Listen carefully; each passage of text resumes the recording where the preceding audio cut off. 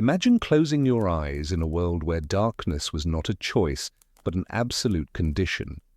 Before the flick of a switch could banish shadows, before streetlights turned night into a softer version of day, how did ordinary people find rest when the sun disappeared and uncertainty settled over everything? For most of human history, night was not merely the absence of light, it was a threshold into vulnerability, a space where the familiar became strange and the body never fully surrendered to sleep. Imagine lying in darkness so complete that your hand before your face dissolves into nothing, listening to sounds you cannot identify, feeling cold that no amount of covering quite defeats, waiting for a morning that might arrive in an hour or 5, with no way to know which. Tonight, we're stepping into those long, uncertain nights, not as observers, but as participants in the quiet struggle that shaped the sleeping hours of countless generations. Before we enter this world of fragile rest and fragmented darkness, I have a small request. If you'd like more of these gentle journeys into history's forgotten corners, please tap the like button and subscribe to Epic Boring History. It helps these stories find others who seek this kind of quiet company in the late hours. Perhaps you're watching in the deep stillness of night, or maybe dawn is just beginning where you are, or you find yourself somewhere between. Leave a comment if you'd like. Tell me your time zone, your hour, the shape of your own night right now. Now, if you can, dim the lights around you, perhaps turn on a fan for that soft, steady hum that smooths the edges of silence. Let us settle in together and drift back to a time when night pressed close, when sleep arrived in pieces, and when rest was something hoped for rather than guaranteed.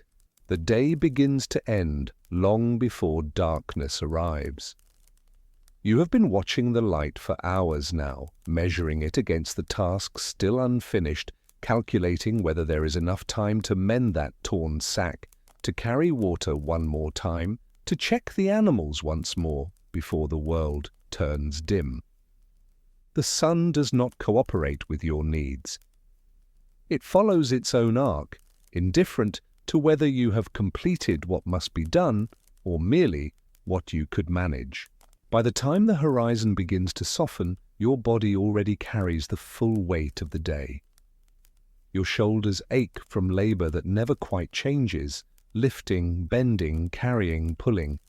Movements repeated until they become a kind of rhythm your muscles know without thought. Your hands are raw in places, calloused in others, marked by splinters or small cuts that you stopped noticing hours ago. The exhaustion is not dramatic, it does not arrive as a sudden collapse, but as a gradual thickening, a heaviness that settles into your legs and lower back, a persistent ache that you have learned to carry as part of being awake. You know, as everyone knows, that the rest waiting for you tonight will not fully erase this weariness.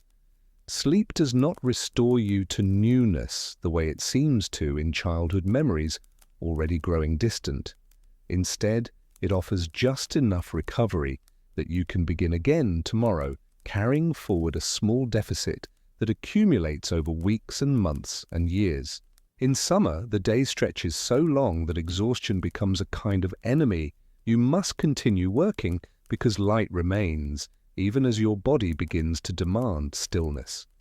In winter, the opposite problem arrives. Darkness comes while work still presses, and you must choose between finishing tasks you cannot see properly or leaving them undone, knowing they will greet you in the morning. Tonight is autumn, and the balance feels almost manageable.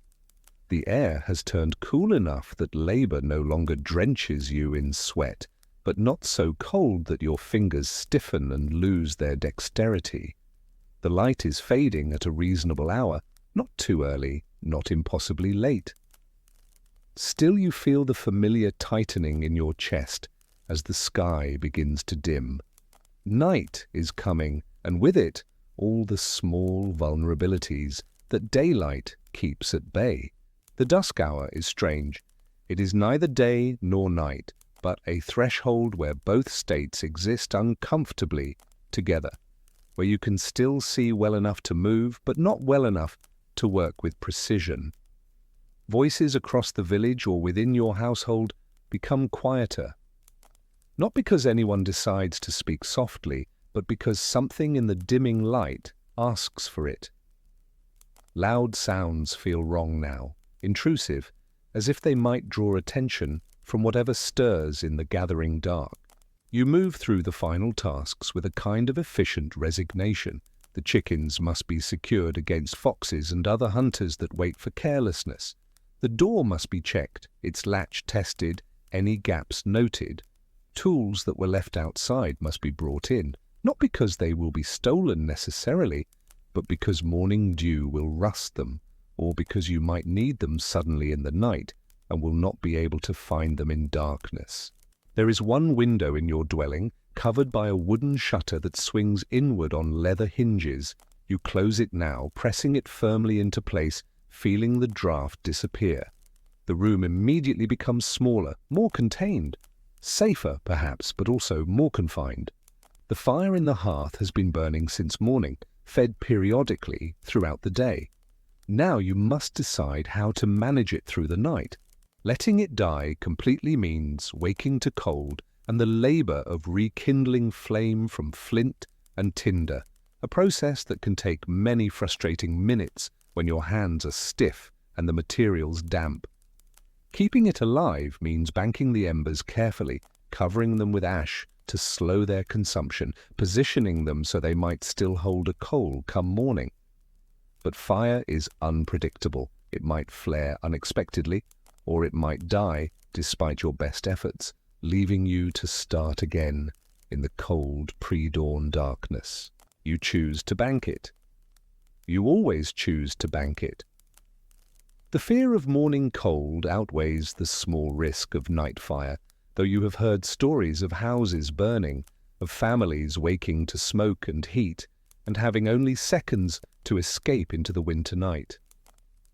The room is darker now, lit only by the dim glow seeping through ash-covered embers.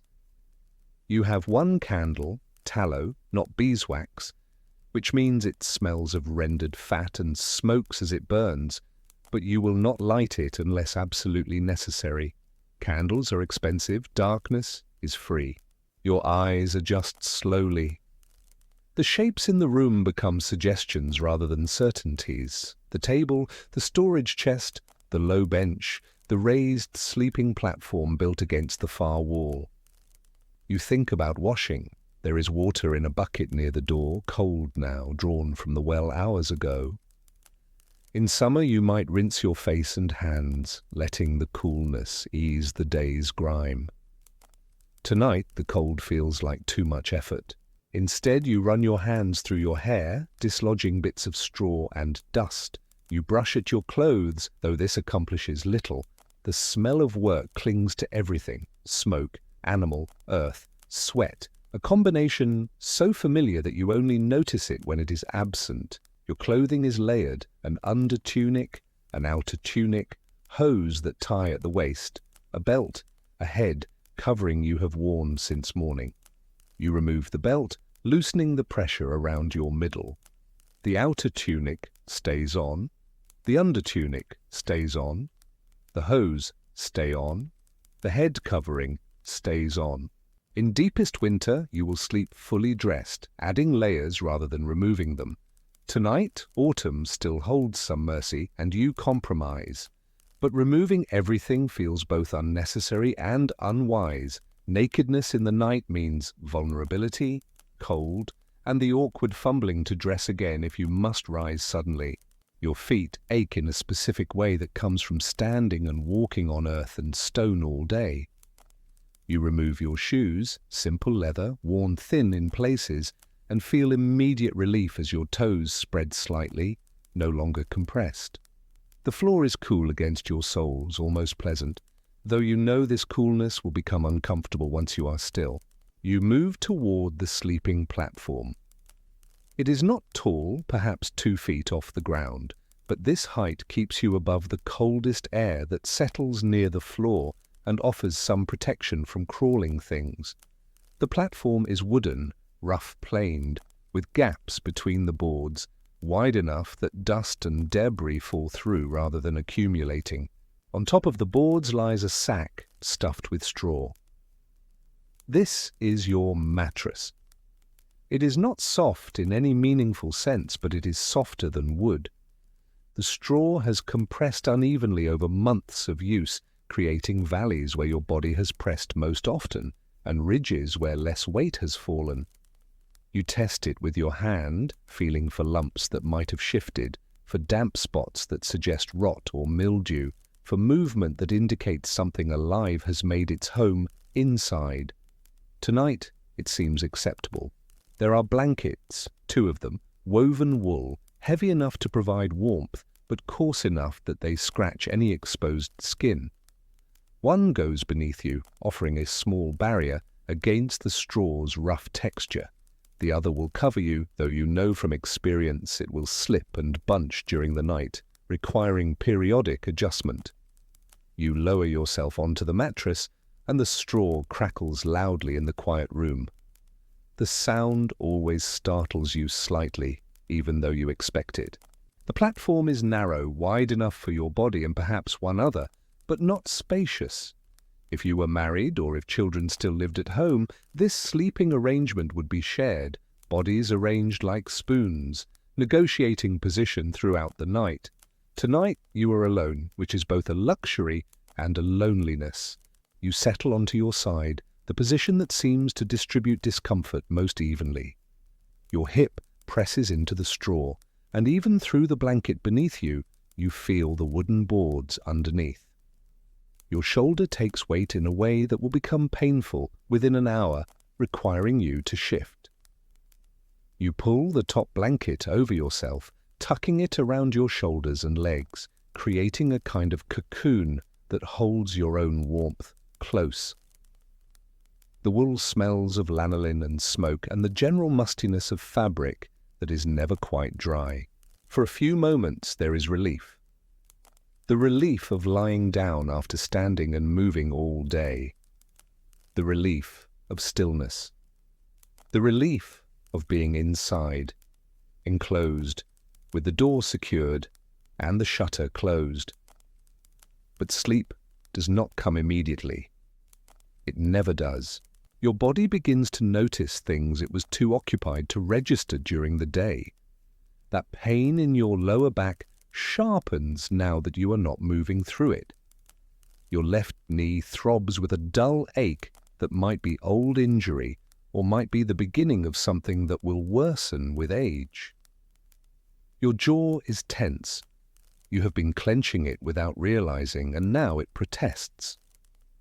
The darkness in the room is nearly complete. With the shutter closed and the embers banked, there is no light source strong enough to define shapes. You can see nothing, not even the suggestion of walls or ceiling. This kind of darkness is disorienting. You know where you are intellectually, but your eyes keep trying to find something to focus on. And when they fail, your mind begins to supply images that are not there. Shapes moving at the edge of vision, shadows within shadow. You close your eyes, but this changes nothing. The darkness behind your eyelids is identical to the darkness in the room. Sounds become everything. The embers in the hearth shift slightly, a tiny settling sound that makes your heart quicken before you recognize it. Outside, something moves. An animal, probably, though you cannot identify what kind. The sound is soft, a rustling, then silence. Wind presses against the walls of your dwelling, not strongly, but enough that you hear it, a low sighing that seems to carry intention. The shutter creaks once, twice, held in place by its latch, but protesting nonetheless. You listen for human sounds, voices, footsteps, anything that might indicate someone approaching, but hear nothing. This is both comforting and unsettling. Silence can mean safety, or it can mean something is being deliberately quiet. Your thoughts begin to circle, as they always do in the space between lying down and actual sleep. You think about the tasks waiting tomorrow. You think about the conversation you had earlier in the day, wondering if you said something wrong, if you were understood correctly. You think about debts owed and debts owing, about the weather and what it might bring, about small worries that seem larger in darkness. You try to empty your mind to let thoughts pass without holding them, but this is difficult. Your mind does not want to be empty. It wants to solve problems, to plan, to worry, to replay, and revise and anticipate. Time becomes strange. You have no way to measure it. You might have been lying here for a few minutes or an hour. There is no way to know unless you rise and open the shutter to check the position of the moon, and doing so means admitting defeat, surrendering the warmth you have begun to accumulate beneath the blanket. Your hip begins to ache where it presses into the mattress. The pain is not sharp, but it is persistent, a pressure that increases gradually until it demands attention. You shift slightly, rolling forward onto your stomach, redistributing weight.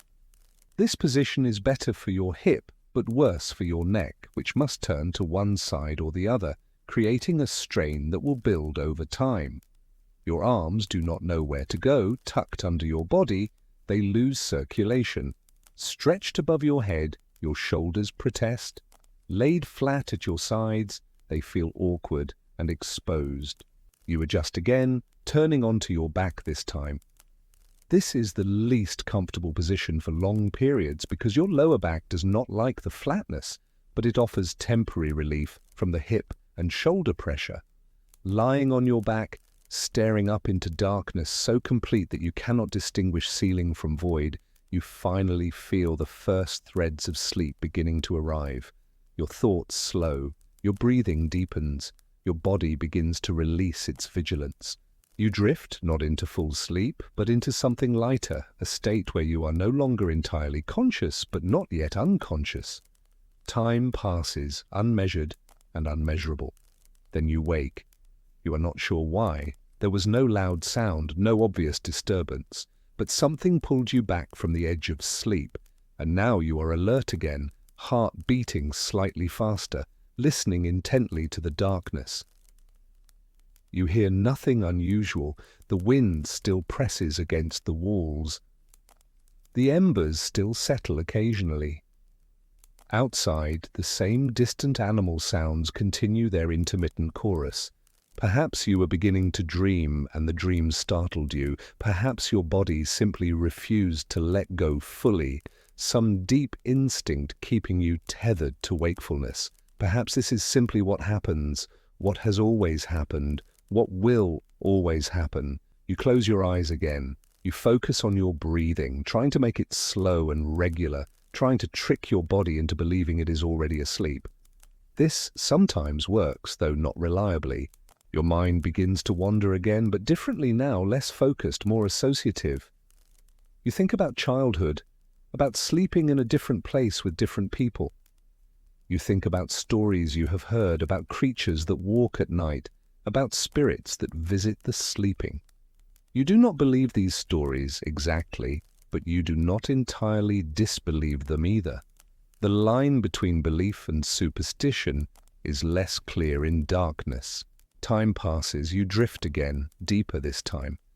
Sleep arrives in fragments, small pieces that connect and disconnect without clear boundaries. You are asleep, then you are awake, then you are asleep again, and the transitions between these states are blurred and uncertain. When you wake the second time, your body has shifted positions without your conscious direction. You are on your side again, facing the wall, the blanket tangled around your legs. One arm has gone numb from being pinned beneath you, and now it tingles painfully as circulation returns. You untangle the blanket, pulling it back over yourself. The room feels colder now. The embers have dimmed further, offering almost no warmth.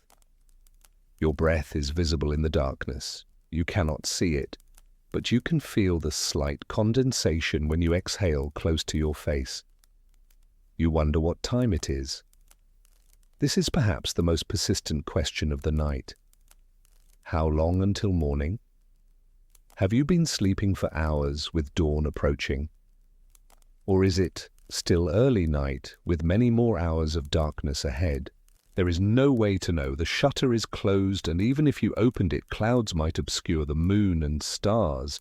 Without celestial reference points, without any mechanical measurement, time is only a feeling, a guess that might be completely wrong. This uncertainty is exhausting in its own way. If you knew dawn was near, you could tolerate the discomfort, knowing it would soon end. If you knew the night was still young, you could surrender to it, accepting that escape is distant. But not knowing means you exist in a perpetual state of wondering, hoping, calculating, based on insufficient information. You try to sleep again. Your body is tired, deeply, persistently tired, but your mind resists. It wants to know what time it is. It wants to understand sounds that drift in from outside. It wants to solve problems that cannot be solved in darkness while lying on a straw mattress. The cold is becoming more noticeable. Your face is exposed to the air, and your nose has gone numb. You pull the blanket higher, covering everything except a small opening to breathe through. This helps, but it also makes you feel more enclosed, more trapped. You drift again, and this time sleep holds you longer. Minutes or hours pass, there is no way to measure. Your dreams, when they come, are mundane, variations of daily work, familiar faces, ordinary conversations. Nothing dramatic, nothing frightening, just the quiet repetition of waking life played out in slightly altered form. You wake again, and this time your body is stiff in a way that suggests significant time has passed. Your neck is sore, your back tight, your legs heavy. Moving requires conscious effort, a deliberate decision to shift position against the inertia that has settled into your limbs. The straw beneath you has compressed further, and now you feel the wooden boards more directly. Pressure points have formed on your hip, your shoulder, your ribs, places where bone presses too firmly against surfaces that do not yield. You adjust again, seeking comfort that does not exist, that has never existed, that might not exist anywhere in the world. Sleep on a straw mattress is always a negotiation between exhaustion and discomfort, a compromise where neither side fully wins. Outside, something changes. A sound that had been present stops, or a sound that had been absent begins. You cannot identify which. Your awareness sharpens immediately, listening intently for anything that might indicate danger. The wind has died down. This makes other sounds more distinct. Something dripping, probably water from the thatch roof. Something scraping, probably a branch against the exterior wall. Something distant and unidentifiable, probably nothing at all. You listen until your attention falters, until the sounds blur together into a kind of white noise that your mind stops interpreting. Gradually, you release your vigilance again, letting your body soften back into the mattress. Sleep comes and goes in waves now, unreliable and fragmented. You are never fully asleep and never fully awake, existing instead in a liminal state where consciousness ebbs and flows like tide, advancing and retreating without clear rhythm. Time continues its unmeasured passage.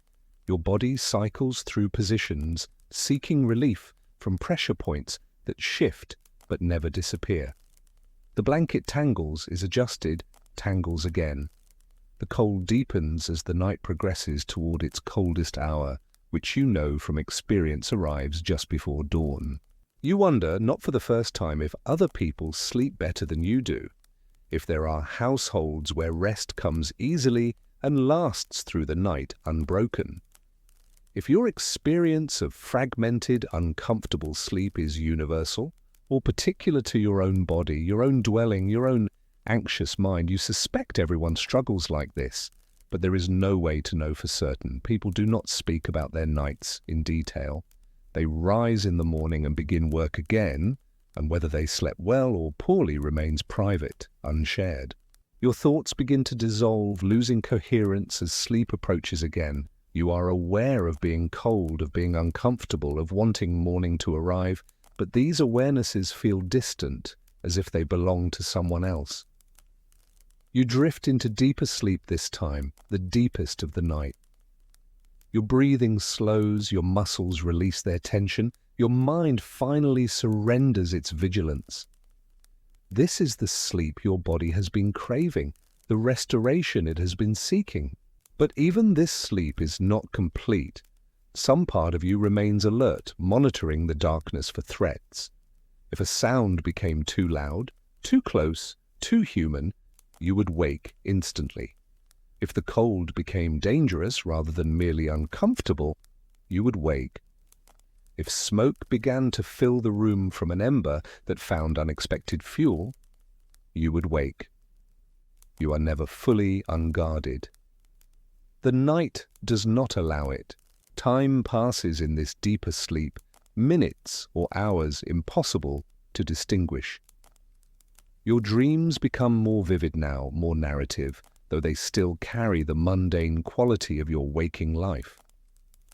You dream of work, of familiar places, of conversations that feel important in the moment but dissolve upon waking. When you surface again, not to full waking but to that lighter sleep state, you have the sense that significant time has passed. Your body feels different, heavier, more deeply tired than before. The cold has penetrated more completely, and now you are shivering slightly beneath the blanket. You pull your knees toward your chest, curling into a tighter position, trying to conserve warmth. This helps, but it also makes your hip ache more intensely where it presses into the mattress. You become aware of your bladder, a pressure that has been building slowly throughout the night. This is always a problem. Rising to relieve yourself means leaving the small warmth you have accumulated, exposing yourself to the full cold of the room, navigating in complete darkness to the chamber pot or, worse, outside to the privy.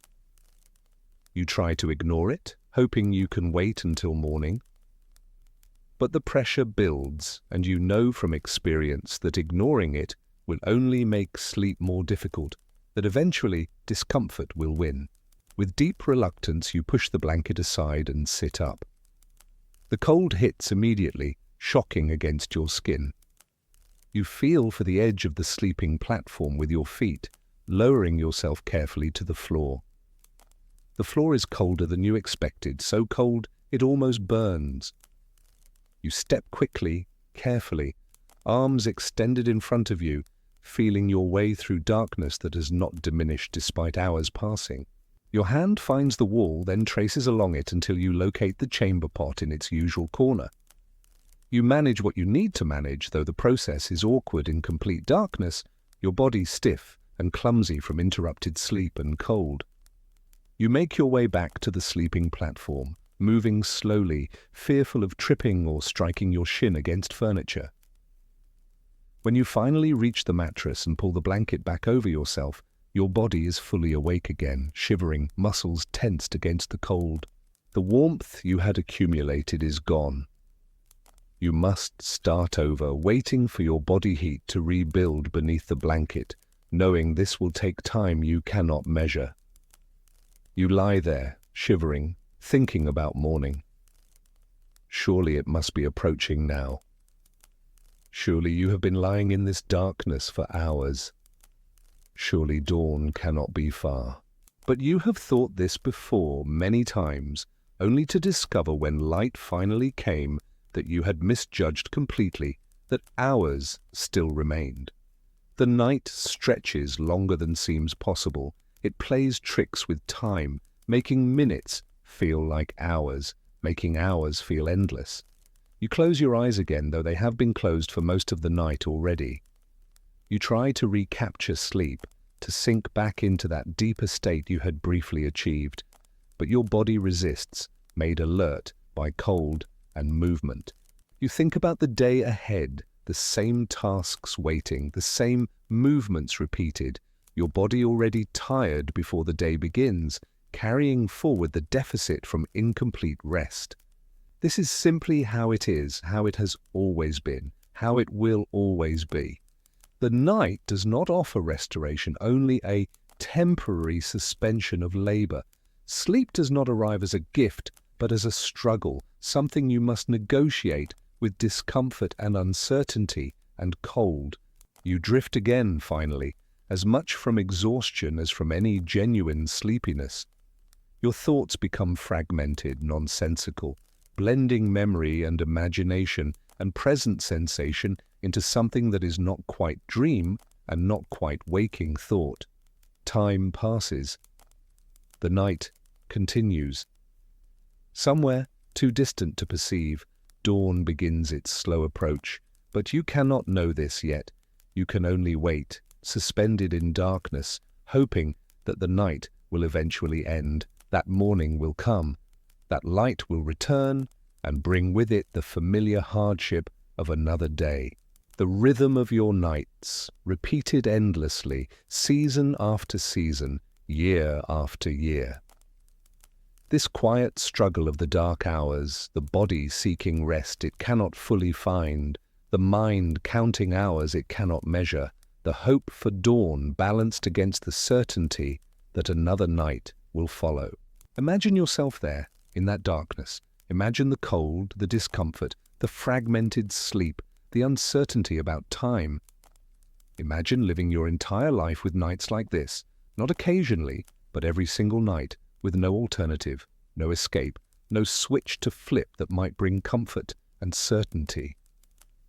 This was simply what it meant to be human for most of human history.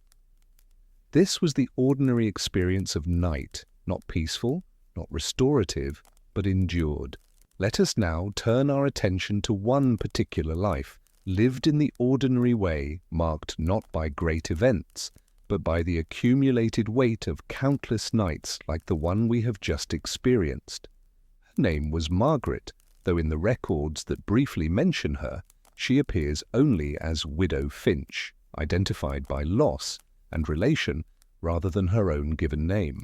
She was born in 1653 in a village in Somerset, England, the fourth daughter of a family that worked land they did not own. Her childhood nights were crowded, shared sleeping platforms, bodies pressed close, the warmth of siblings offsetting the cold, but also meaning constant disturbance, someone always shifting, coughing, murmuring in restless sleep. In those early years, exhaustion was simple and sleep came more easily. Children's bodies demanded rest with an authority that overrode discomfort. Margaret would work through the day, watching younger siblings, helping with endless household tasks, learning skills her mother insisted she would need. And when night came, she would fall into sleep almost immediately, despite the straw, the cold, the bodies surrounding her. But even then, nights were broken.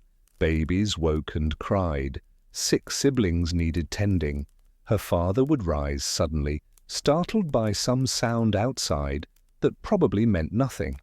Her mother barely seemed to sleep at all, always half awake, always listening, always ready to respond to whatever the darkness might bring. Margaret learned from watching her mother that rest was not something women could fully claim. It was something they borrowed in fragments, always prepared to return it at a moment's notice. When she was 17, Margaret married, not for love, though she did not dislike the man, a carpenter named Thomas Finch, 10 years older, steady in his work, acceptable to her family. The marriage meant leaving her crowded childhood home for a slightly less crowded dwelling, one room shared with only one other person. The first months of marriage brought different sleep. Thomas snored, a deep, rattling sound that would wake her multiple times each night. He moved constantly, large-limbed and restless, pulling the blanket toward himself without awareness, leaving her exposed to cold. He wanted intimacy at night, after dark, and she learned to be available even when exhaustion made her want only stillness. But there was also warmth. His body generated heat like a small furnace, and pressed against his back, she would sometimes achieve sleep deeper than she had known in her childhood bed. His presence also meant safety, or the feeling of safety, which might not be the same thing but mattered nonetheless. She was pregnant within 4 months. This changed everything about her nights. The child grew inside her, and as it grew, it pressed against organs and bones in ways that made comfortable positions impossible to find. She could not lie on her stomach. Lying on her back made breathing difficult. Lying on her side meant the child's weight pulled strangely, creating aches in places she had no names for. She needed to urinate constantly. Multiple times each night she would rise, make her way through darkness to the chamber pot, return to bed, settle back into position, begin to drift towards sleep, then need to rise again. The cycle repeated endlessly, night after night, as the child grew heavier and her bladder found less room. Thomas tried to be understanding, but his own sleep was disrupted by her constant rising. He began to mutter complaints, half asleep, about the noise, the movement, the cold air that entered their bed each time she pushed the blanket aside.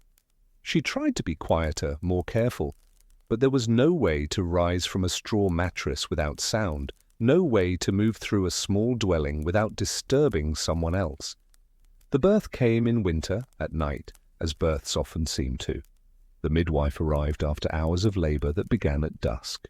Margaret remembered very little of that night clearly. Pain, exhaustion, fear, the midwife's calm voice giving instructions, Thomas banished to a neighbor's house because men did not belong at births. The child was a daughter. She lived 4 days. Margaret never learned what caused the death. The baby simply stopped breathing one night, lying between Margaret and Thomas, a small, warm presence that suddenly became cool and still. They buried her in the churchyard in a grave too small to bear measuring. The nights after that loss were the worst Margaret had known. She would wake, reaching for the child that was no longer there. She would listen for crying that never came. Thomas grieved differently, silently, distantly, and the warmth she had found in his presence seemed to have cooled along with their daughter's small body. Sleep became impossible in any sustained way. She would lie awake for hours, then drift into anxious dreams filled with searching, with loss, with the sound of crying that dissolved when she woke. Morning would arrive, and she would rise, exhausted beyond exhaustion, to face another day. This period lasted months. Gradually, very gradually, the acute grief softened into something more chronic, a persistent ache rather than a stabbing pain. She learned to sleep again, or at least learned to achieve something close enough to sleep that her body could continue functioning. She became pregnant again. Another daughter, and this one lived, a squalling, hungry child who demanded attention at all hours. Margaret's nights now structured themselves entirely around the baby's needs. The child woke every few hours to nurse. Margaret would pull her close in the darkness, guide her to breast, feel the fierce sucking that was both painful and necessary. Thomas would wake, complain about the noise, turn away, fall back into his own sleep, while Margaret remained awake, holding the child, waiting for her to finish, to settle, to sleep again. There was no predicting when the baby would wake. Sometimes 2 hours would pass between feedings, sometimes 4. Sometimes the child would sleep for a long stretch that Margaret would spend in anxious half-sleep, listening, waiting for the cry that she knew would come. Days and nights blurred together.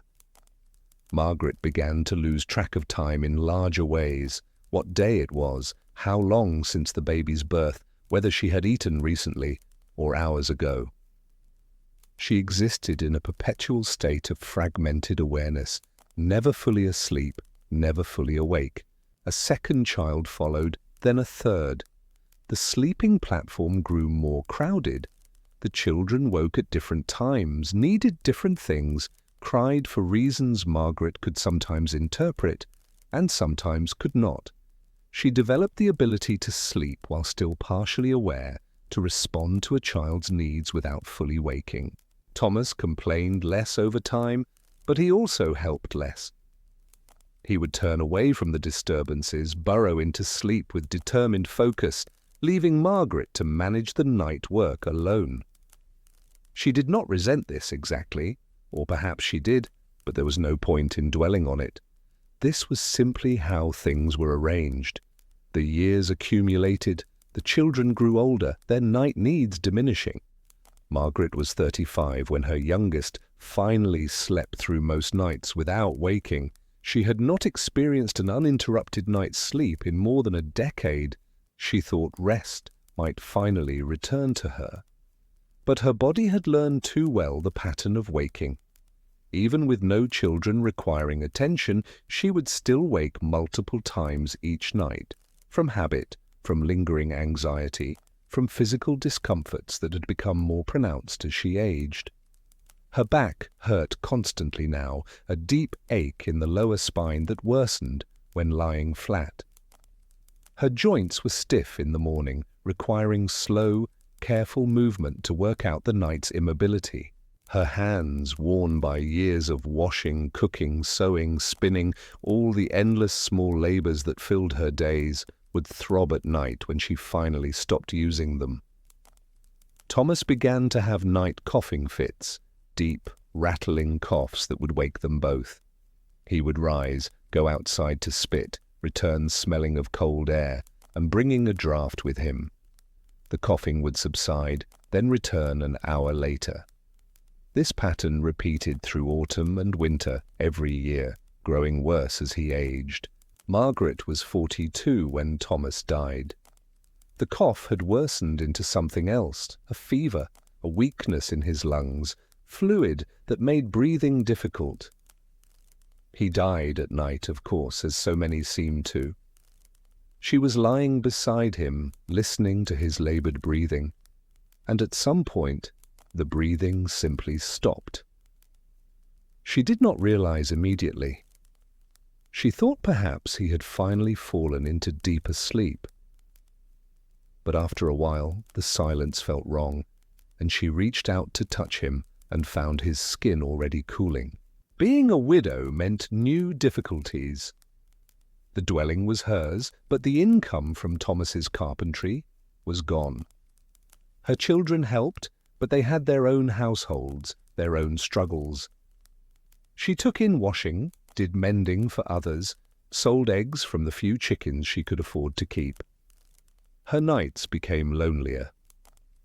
The sleeping platform that had once been crowded now held only herself, and the space felt wrong, too large, too empty. She found herself sleeping on one side of the mattress, leaving the other side as if Thomas might still occupy it. Without his body's warmth, the cold became more difficult. She added layers, slept fully dressed, piled on extra blankets she could barely afford. Still, she would wake shivering, her feet numb, her breath visible in the darkness. She was 50 when the pain in her joints became severe enough to keep her awake most of the night. Her hands would throb continuously, her knees would ache with a deep, penetrating pain that no position could ease. Her back hurt whether she lay on her side, her stomach, her back. Every position brought its own specific discomfort. She would lie in darkness, waiting for morning, trying not to think about how many more nights like this might remain. She had known women who lived into their 60s, even 70s. The thought of 20 more years of nights like this felt impossible to bear, yet she bore them because there was no alternative. Sleep, when it came, was shallow and brief. She would drift for a short time, then wake with a start, disoriented, uncertain whether she had slept for minutes or hours. The darkness gave no answers. The silence gave no comfort. There was a night, she was perhaps 53, when she woke and genuinely could not remember where she was. Not her location, not her circumstances, not even her name for a few terrifying moments. She lay in darkness, completely lost, feeling only pain and cold and confusion. Gradually, memory returned. She was Margaret. She was in her dwelling. She was alone because Thomas was dead. Her children were grown, she was old and tired, and the night pressed on as it always had. She began to fear the darkness in a way she had not when younger. Not fear of external threats, she was too old to be of interest to robbers or worse, but fear of the darkness itself, of the hours it contained, of the thoughts that circled in her mind when she could not sleep. She would think about her life, trying to understand what it had meant. She would think about the daughter who had died, wondering what that child might have become. She would think about choices she had made or failed to make, though in truth there had been few actual choices, mostly just circumstances that had carried her forward like a stream carries a leaf. The nights blurred together now. One was indistinguishable from another. The same cold, the same pain, the same fragmented sleep, the same waiting for dawn. She kept a small candle by her bedside now, despite the expense. Sometimes, in the deepest part of night, when the darkness felt too oppressive, she would light it just to see something, just to break the complete blackness that surrounded her. The flame would flicker, casting moving shadows, and she would watch it until it burned too low, then extinguish it and return to darkness. Her thoughts in those candlelit moments were not profound. She did not reflect on the meaning of existence or the nature of mortality. She thought about ordinary things, whether the chickens were secure, whether she had enough thread to finish her mending work, whether her eldest daughter's children were well. The candle was a small defiance against the night, a tiny light that changed nothing but made the darkness feel less absolute. She was 57 when she noticed she was sleeping less but feeling less troubled by it. Not because the sleep had improved, but because she had grown accustomed to exhaustion, to pain, to the fundamental discomfort of existing in an aging body. These things were simply the constant conditions of life now, unremarkable in their persistence. One winter night, she woke coughing. The cough was deep and painful, similar to the cough that had killed Thomas. She lay in darkness, coughing into the cold air, feeling the rattle in her own lungs, and thought with strange calm that perhaps her nights were finally approaching their end. The cough worsened over subsequent weeks. She grew weaker. Getting through the day's work became difficult, then impossible. Her daughters came to help, to tend her, to take turns sitting with her through the nights. She was grateful for their presence, but also aware of how her illness disrupted their sleep, how her needs pulled them from their own households and their own responsibilities. She had done the same for her own mother years before. This was the pattern: daughters tending mothers through final illnesses, losing sleep, bearing the weight of care. Her last clear memory was of a night, or perhaps it was day, she could no longer distinguish clearly, when she woke and saw light coming through the shutter. Real light, not the grey dimness of pre-dawn, but actual sunlight, golden and warm-looking. She thought about rising, going to the shutter, opening it to let that warmth in, but her body would not cooperate. She could only lie there, looking at the line of light, feeling its presence without its warmth. She died 3 days later, in the afternoon, which was unusual. Most deaths came at night. Perhaps her timing was a small rebellion, a final choice in a life that had offered few. The record of her death is brief. Margaret Finch, widow, aged 58 years, buried 14th of March 1711. No mention of her children, her work, her character, her struggles. Nothing about the thousands of nights she had endured, the countless times she had woken in darkness, the accumulation of small discomforts and large griefs that had filled her years. Her life had been ordinary, not notable, not remarkable, exactly like millions of other lives lived in similar circumstances, in villages and towns across generations, by women and men whose names were recorded only in death, whose experiences left no detailed accounts. But every night she had endured was real. Every time she woke in cold and darkness, uncertain of the hour, aching in body and mind, that experience was as vivid to her as anything you have experienced. Every morning she rose despite incomplete rest. That exhaustion was genuine. She is gone now and her nights are ended. But understanding her experience, the texture of her daily struggle, the accumulated weight of year after year of inadequate sleep, brings us closer to grasping what night truly meant before it could be banished with artificial light. The rhythm of her nights, repeated endlessly, wearing away at her body and mind the way water wears away stone, slowly, persistently, until what remains is weathered and changed. This was not exceptional. This was simply what it meant to live, to age, to die, in a world where night pressed close and sleep arrived only in fragments. As the memory of Margaret's life settles into quiet, let us drift now into the deeper waters of how night itself was understood, how darkness shaped not just individual experience, but entire culture's sense of time, safety, and the boundaries between the known and unknown. We are moving into territory where history becomes archaeology, where documented fact blurs into cultural memory, where what we know gives way to what we can only carefully infer. There existed for much of human history across various cultures a pattern of sleep so common that its absence in our modern lives seems strange only when we pause to consider it. This was called segmented sleep, or sometimes first sleep and second sleep, and it may have been as natural to our ancestors as continuous sleep seems to us now. The pattern was this. People would retire to bed shortly after darkness fell, exhausted from the day's labor.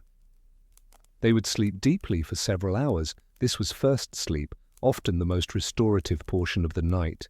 Then, somewhere in the middle of the night, they would wake naturally, not from disturbance, but from the completion of this first cycle.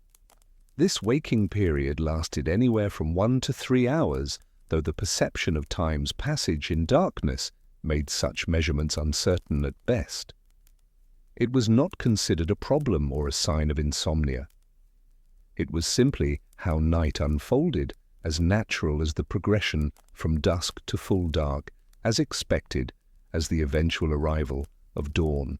During this wakeful interval, people engaged in various quiet activities that gave shape to the formless hours. Some would pray, as religious texts from medieval Europe frequently reference prayers designated specifically for the night watch, prayers that acknowledge the particular vulnerability of darkness. Some would contemplate the day past or the day coming, turning over problems that daylight activity had pushed aside. Some would tend to the fire, adding fuel to keep embers alive until morning, a task that required careful judgment of how much wood to use without creating dangerous flames in a sleeping household. Some would check on children, animals, or the security of their dwelling, moving quietly through darkness with the practiced ease of long familiarity. And some would talk, their voices low in the darkness, aware that sound traveled differently at night, that walls were thin, that neighbors might be listening. In shared beds, this was the time for intimate conversation, for discussions that the busyness of daylight did not permit. The darkness somehow made certain topics easier to broach, removed the social performances required by daylight visibility. Worries could be shared without the shame of seeing them reflected in another's face. Plans could be made with a frankness that light might inhibit. Affection could be expressed in ways that embarrassed by day but felt natural in darkness. The night created a kind of privacy even in shared spaces, even in households where true solitude was nearly impossible. After this interval of waking, second sleep would arrive, often gradually rather than suddenly. This was generally lighter than first sleep, more prone to dreams, more easily disturbed by sounds or cold or bodily discomfort. It would last until dawn or near dawn, when the first changes in the quality of darkness signaled approaching day. The household would rise to begin another day's work, carrying whatever inadequacy of rest the night had provided into the demands of labor. This pattern appears in literature, in legal documents, in medical texts, in private letters, scattered evidence that collectively paints a picture of normalcy. A character in Chaucer wakes from first sleep to hear a sound outside, and the narrative treats this as unremarkable except for what the sound itself might mean. A court document references a witness being awakened during their first sleep by a disturbance, using the term as though it required no explanation. A doctor's advice mentions the wakeful period between sleeps as normal and healthy, something to be expected rather than treated. Yet we cannot know with certainty how universal this pattern truly was. The evidence comes primarily from literate populations in particular regions during particular periods, people who had reason to write things down, whose writings survived centuries of decay and destruction. We have strong documentation from medieval and early modern Europe, particularly from England and France. We have some evidence from colonial American writing, often from educated settlers who maintained connections with European traditions. But absence of evidence is not evidence of absence, and the lives of illiterate majorities remain largely invisible to historical inquiry. Did peasants follow this pattern as consistently as aristocrats, or did the demands of agricultural labor create different rhythms? Did people in warmer climates, where darkness brought relief rather than cold, experience their nights differently? Did the Mediterranean farmer sleep the same way as the Nordic fisherman? Did children sleep this way, or only adults? Were infants' sleep patterns somehow different in an era before the anxieties of modern parenting? These questions have no definitive answers, only speculation based on fragmentary evidence and reasonable inference. What we can say is that the night held a quality of wakefulness that modern continuous sleep does not accommodate. The darkness between first and second sleep was a recognized space in time, a legitimate portion of the night cycle rather than an intrusion upon it. It had its own character, its own appropriate activities, its own place in the rhythm of daily life. The shift away from segmented sleep seems to have accelerated with the spread of artificial lighting, though the relationship was probably more complex than simple causation.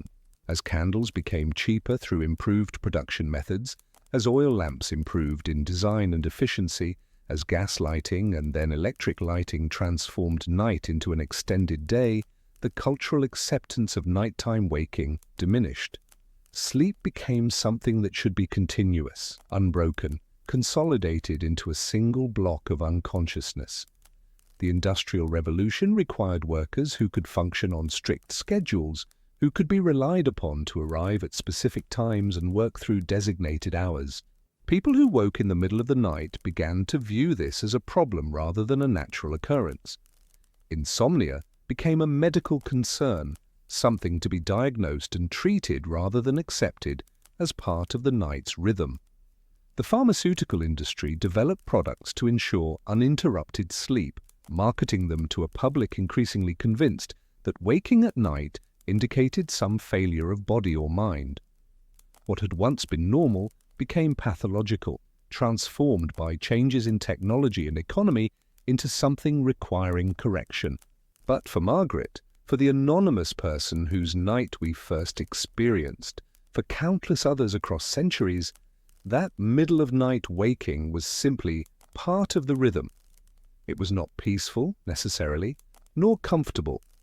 We should not romanticize the past's hardships into some lost paradise, but it was expected, anticipated, integrated into the understanding of what night meant. The waking was not fought against but accommodated, endured with whatever patience could be mustered. Let us consider now what darkness meant beyond the simple absence of light.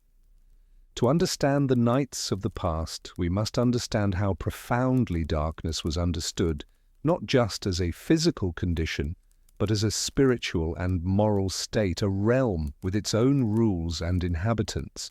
Night was the time when boundaries weakened, when the membrane separating different orders of reality grew thin and permeable. The distinction between the living world and other realms became less certain, less absolute than the clarity of daylight maintained. Whatever you believed existed beyond ordinary perception, spirits, demons, fairies, the dead, night was when such entities could move more freely. Darkness provided them cover, concealment, opportunity for interaction with the human world that daylight did not permit. This was not mere superstition, though we might be tempted to dismiss it as such from our position of electric security. It was a framework for understanding experiences that had no other explanation, a system for making sense of perceptions that defied materialist interpretation. Strange sounds in darkness, the sensation of presence when alone, the peculiar quality of thoughts that arrive in sleepless hours, these needed interpretation, and cultural belief provided it. The alternative was to leave experience uninterpreted, and humans are not built for that kind of uncertainty. In medieval Christian Europe, night was associated with moral danger as well as physical threat. Darkness was the realm of the devil and his agents, fallen angels who had chosen shadow over light and worked to drag human souls into their rebellion. To be awake and active at night, particularly alone, was to expose oneself to temptation and spiritual attack. Prayer was both protection and weapon against these dangers, a way of asserting spiritual light even in physical darkness. Church bells would ring at intervals through the night, marking the hours for monastic prayers, but also serving as reminders that the faithful remained vigilant. For people lying awake in their beds, hearing those distant bells offered reassurance that they were not entirely alone in the dark, that somewhere monks or priests maintained their watch. The bells declared that the forces of good had not yielded night entirely to evil, that human voices still addressed heaven even when vision failed. This was comfort of a particular kind, suited to a world view where spiritual warfare was understood as constant and real. Other cultures held different but equally potent beliefs about night's nature. Some viewed darkness as the time when ancestors walked, when the dead returned to visit the places of their former lives and observe the doings of descendants. Some believed night belonged to certain spirits who must be respected but not necessarily feared, entities who had their own concerns and would leave humans alone if properly propitiated. Some developed elaborate rituals for protection, for blessing, for ensuring safe passage through the dangerous hours, offerings left at thresholds, prayers spoken before sleep, protective symbols placed above doors or windows. What united these various beliefs was the understanding that night was not neutral.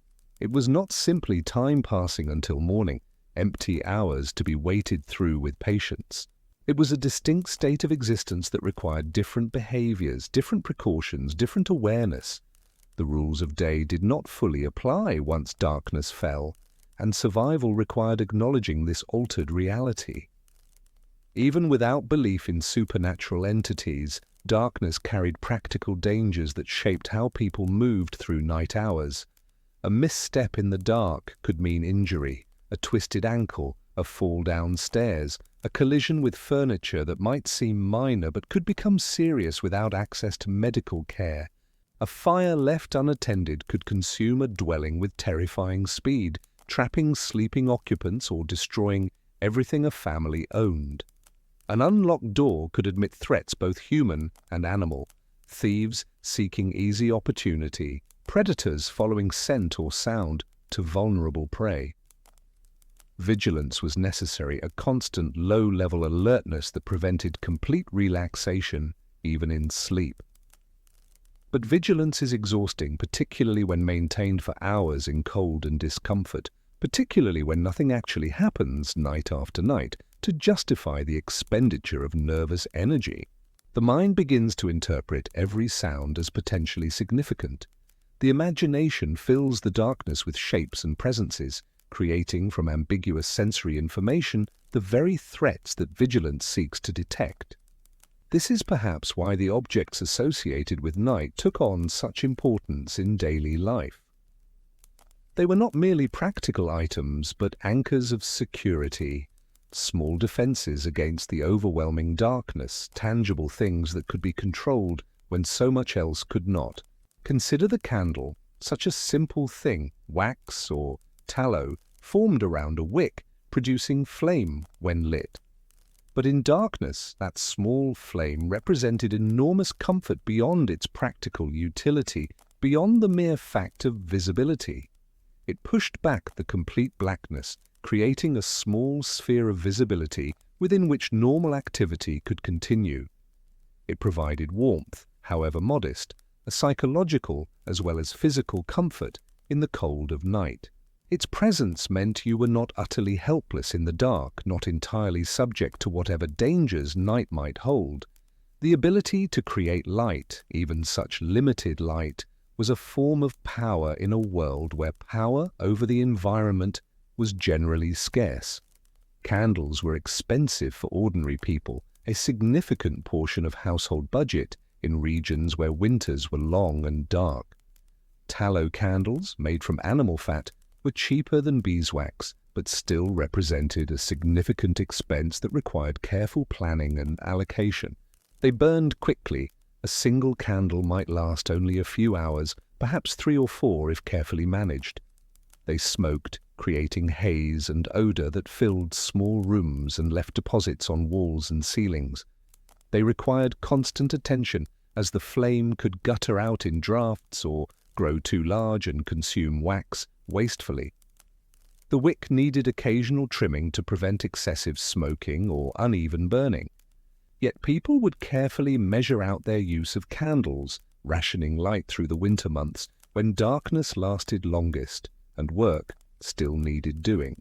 A candle lit for evening work, mending, preparing food, tending to necessary tasks that daylight hours had not accommodated, then extinguished carefully to preserve the remaining length for future need. A candle kept aside for emergencies, for illness, for births, for situations where darkness was not just inconvenient, but dangerous. A candle lit for comfort during the most difficult hours of night, when the darkness felt too oppressive to bear, when psychological need outweighed practical economy. The candle holder itself was often one of the few metal objects in a household of wood and clay and fabric. Simple in design, a cup to catch dripping wax, preventing waste and fire hazard, a spike to hold the candle upright, perhaps a handle for carrying from room to room or outdoors. But this object would be used nearly every day for years, passed down through generations as a valuable inheritance. Mended when broken, its metal bent back into shape or resoldered because replacement was costly, and a functioning candle holder was essential to household operation. Oil lamps functioned similarly but differently, offering their own advantages and limitations. They required fuel, whale oil, fish oil, vegetable oil, whatever could be afforded or produced locally. They produced a steadier flame than candles, less subject to drafts and disturbances. But they required more maintenance. The wick needed trimming regularly, the reservoir needed filling, the mechanism needed cleaning to prevent clogs that would cause smoking or extinguishing. The smell of burning oil pervaded the space, different scents depending on what oil was used. Fish oil was particularly pungent, though cheap in coastal regions where fishing was common. Whale oil burned cleaner, but was more expensive, a luxury for most households. Vegetable oils worked, but often burned less efficiently, requiring larger wicks and producing less light per measure of fuel. Some lamps had covers, allowing them to be carried through wind without extinguishing, essential for moving between buildings or checking on animals at night. Some had multiple wicks, producing more light at the cost of faster fuel consumption. Used for tasks requiring better visibility, or for social occasions when impression mattered. Some were designed to hang from ceiling beams, casting light downward onto work surfaces, their weight suspended by chains that could be adjusted to raise or lower the lamp as needed. Others sat on tables or shelves, stable bases preventing the disaster of tipping and spilled burning oil. The archaeology of lighting is fascinating in its own quiet way, revealing through physical objects the daily negotiations with darkness. Excavations of historical dwellings reveal candle holders worn smooth from handling, the metal polished by thousands of touches over decades of use. Oil lamps with residue still clinging to their interiors, chemical analysis revealing what fuels were used. Charred wicks preserved in the absence of air, their fiber composition indicating trade patterns and local resources. These objects speak to the daily negotiation with darkness that occupied so much attention and resource. They were among the most frequently used items in any household, present in the daily awareness in ways that more durable furniture might not be. Beyond lighting, the bed itself was an object of enormous importance, often the single most valuable piece of furniture in a household. For wealthier households, beds were substantial pieces of furniture, frames carved from wood, elevated well off the floor to escape drafts and vermin, sometimes large enough to accommodate multiple people comfortably. These beds often had curtains that could be drawn closed, heavy fabric creating a smaller space within the larger room. This served multiple purposes, retaining warmth in the confined space, providing acoustic dampening that offered some privacy in crowded households, creating psychological security by enclosing sleepers in a defined, controllable space. But for most people, sleeping arrangements were far simpler and less comfortable. The straw mattress we have already encountered, its contents needing regular replacement as they compressed and decayed.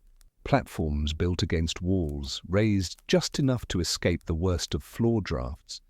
In the poorest households, simply straw or rushes laid on the floor, replaced periodically when they became too compressed or vermin-infested, when the smell became unbearable or the insects too numerous. Blankets were valuable items, often specifically listed in wills and inventories alongside other precious possessions. Wool was the primary material.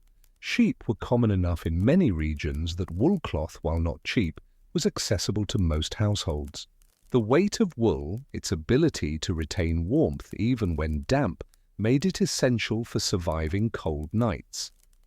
A family might own several blankets of varying quality, newer ones for the adults who did the labor, older worn ones for children, the most threadbare reserved for servants, or used as additional layers in the coldest months. Linen sheets, when they existed, were luxuries for most people, markers of relative wealth and status. They required cultivation of flax, processing of fiber into thread, weaving of cloth, labor-intensive at every stage, and requiring skills or access to skilled artisans. A household might own one or two linen sheets, used carefully, washed infrequently because washing itself wore the fabric. The feel of linen against skin was comfort reserved for special occasions, or for those wealthy enough to consider such comfort ordinary. The nightcap, worn by both men and women, served practical purposes beyond the humorous image it conjures in modern minds. It retained heat that would otherwise escape from the head, significant in cold rooms where breath condensed in visible clouds. It absorbed oil and sweat, protecting bedding from accumulating soil that would be difficult and laborious to wash out. It signaled the transition to sleep state, a psychological marker that the day had ended and rest, however imperfect, was now the goal. Some people wore nightshirts or nightgowns, loose garments designated specifically for sleep, allowing freedom of movement that day clothes might not permit.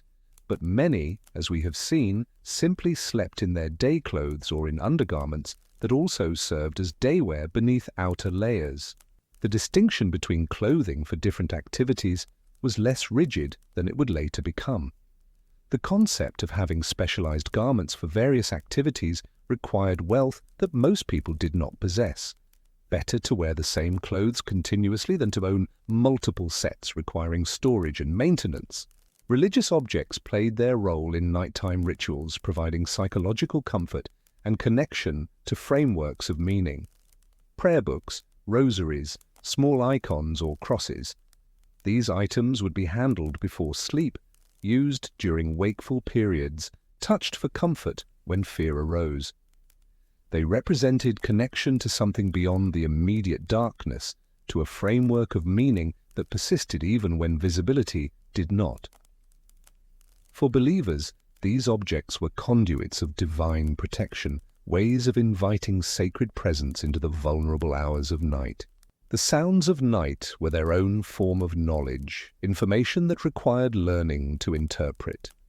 People learned to identify what made which sounds, to distinguish between normal nocturnal noises and those that warranted concern or action. The house itself would creak and settle as temperatures changed, wood expanding and contracting with heat and cold. Thatch shifted in wind, sometimes loose enough to make scratching sounds against rafters. These sounds, once learned through repeated experience, became part of the background, noticed only when absent, their absence itself a piece of information suggesting unusual stillness or change. A house that was too quiet might mean temperatures had stabilized completely, or might mean occupants were holding breath, listening for something themselves. Animal sounds provided information about the world beyond walls. The movement of livestock, if kept nearby in attached sheds or lower floors, meant they were restless about something, possibly just normal stirring, possibly reaction to a predator or human intruder. Complete silence from animals could indicate a predator nearby, instinct suppressing normal sounds as defense against detection. Distant dogs barking might signal travelers on the road, might mean nothing at all, might indicate threats worth investigating, or simply other dogs answering in the ancient canine communication that ignores human concerns. Human sounds travel differently at night, carrying through still air without the dampening effects of daytime activity. Voices carried farther, distinct words, sometimes audible, from surprising distances when wind and humidity were right. Footsteps on frozen ground could be heard from significant distances in winter, the crunch of frost-hardened earth announcing approach long before arrival. A cough, a closing door, a baby crying. All these sounds would travel from dwelling to dwelling, creating an acoustic map of the community's nighttime life, revealing who was awake, who might be ill, which households were experiencing disturbance. But silence was perhaps more unsettling than sound, particularly complete silence that seemed to smother the space. Complete silence felt wrong, unnatural, contrary to the usual texture of night. It suggested that something had disturbed the normal pattern of night noises that predators or threats had imposed, quiet through their presence. Or it suggested that the listener's hearing had somehow failed, that the usual sounds were occurring but not reaching awareness, an alarming sensation in itself. The imagination responds powerfully to darkness and silence, creating from minimal input elaborate constructions of meaning. Without visual information to anchor perception, the mind begins to create its own interpretations of ambiguous sensory data. A sound becomes footsteps approaching, then perhaps not, then perhaps something else entirely, as the mind cycles through possibilities. A draft becomes presence, the feeling that another entity occupies the same space, watching from shadows that might or might not contain anything at all. A shadow, seen at the very edge of vision where the eye is most sensitive to movement, becomes something watching, tracking, waiting. The peripheral vision that evolved to detect predators does its job too well, finding threat in every flicker and shift of darkness. This is not irrationality, not weakness of mind or failure of courage. This is the mind doing what it evolved to do, detecting threats in conditions of uncertainty, erring on the side of caution because the stakes are survival itself. Better to imagine danger where none exists than to fail to perceive danger that is real. The cost of false alarm is merely fear, elevated heart rate, interrupted rest, uncomfortable but not fatal. The cost of missing actual threat could be death, injury, loss of property, or loved ones. Evolution shaped human nervous systems to accept the former cost readily to avoid the latter, and night was exactly the condition in which this calculus played out most intensely. So the nights were populated with imaginings that felt like perceptions, experiences that hovered between sensation and interpretation. Things glimpsed that might or might not have been there. Movement that could have been fabric shifting or could have been something else entirely. Sounds heard that might or might not have had the meanings ascribed to them. Sensations of being watched that might or might not have corresponded to actual watchers, that might have been simply the feeling of vulnerability that darkness and enclosure create. Over time, repeated nights of such experiences could wear away at certainty, could blur the lines between different categories of experience. What was real in the sense of having external cause? What was imagination generated purely internally, without correspondence to anything beyond the mind? The boundary between these categories became less clear, particularly for people already exhausted, already stressed by the demands of survival, already operating at the edge of their physical and psychological resources.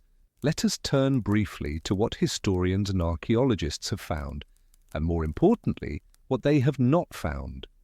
The material culture of night is surprisingly sparse in the archaeological record, creating significant challenges for reconstructing nighttime experience with confidence. This makes sense when we consider the nature of nighttime objects and their patterns of use. The objects associated with night were used constantly, handled repeatedly, subjected to wear that eventually rendered them unusable or worthless. Candles burn away entirely, leaving no trace except perhaps wax residue, if conditions preserve it. Oil evaporates from abandoned lamps over centuries, leaving at most chemical traces detectable through modern analysis. Straw mattresses decompose completely in most environments, their organic material consumed by bacteria and insects. Wooden bed frames might survive in certain conditions, waterlogged sites, very dry sites, sites where chemical preservation occurs, but often rot or are burned for fuel when no longer usable, their value as firewood outweighing any sentimental attachment. The very nature of nighttime objects is their impermanence, their consumability.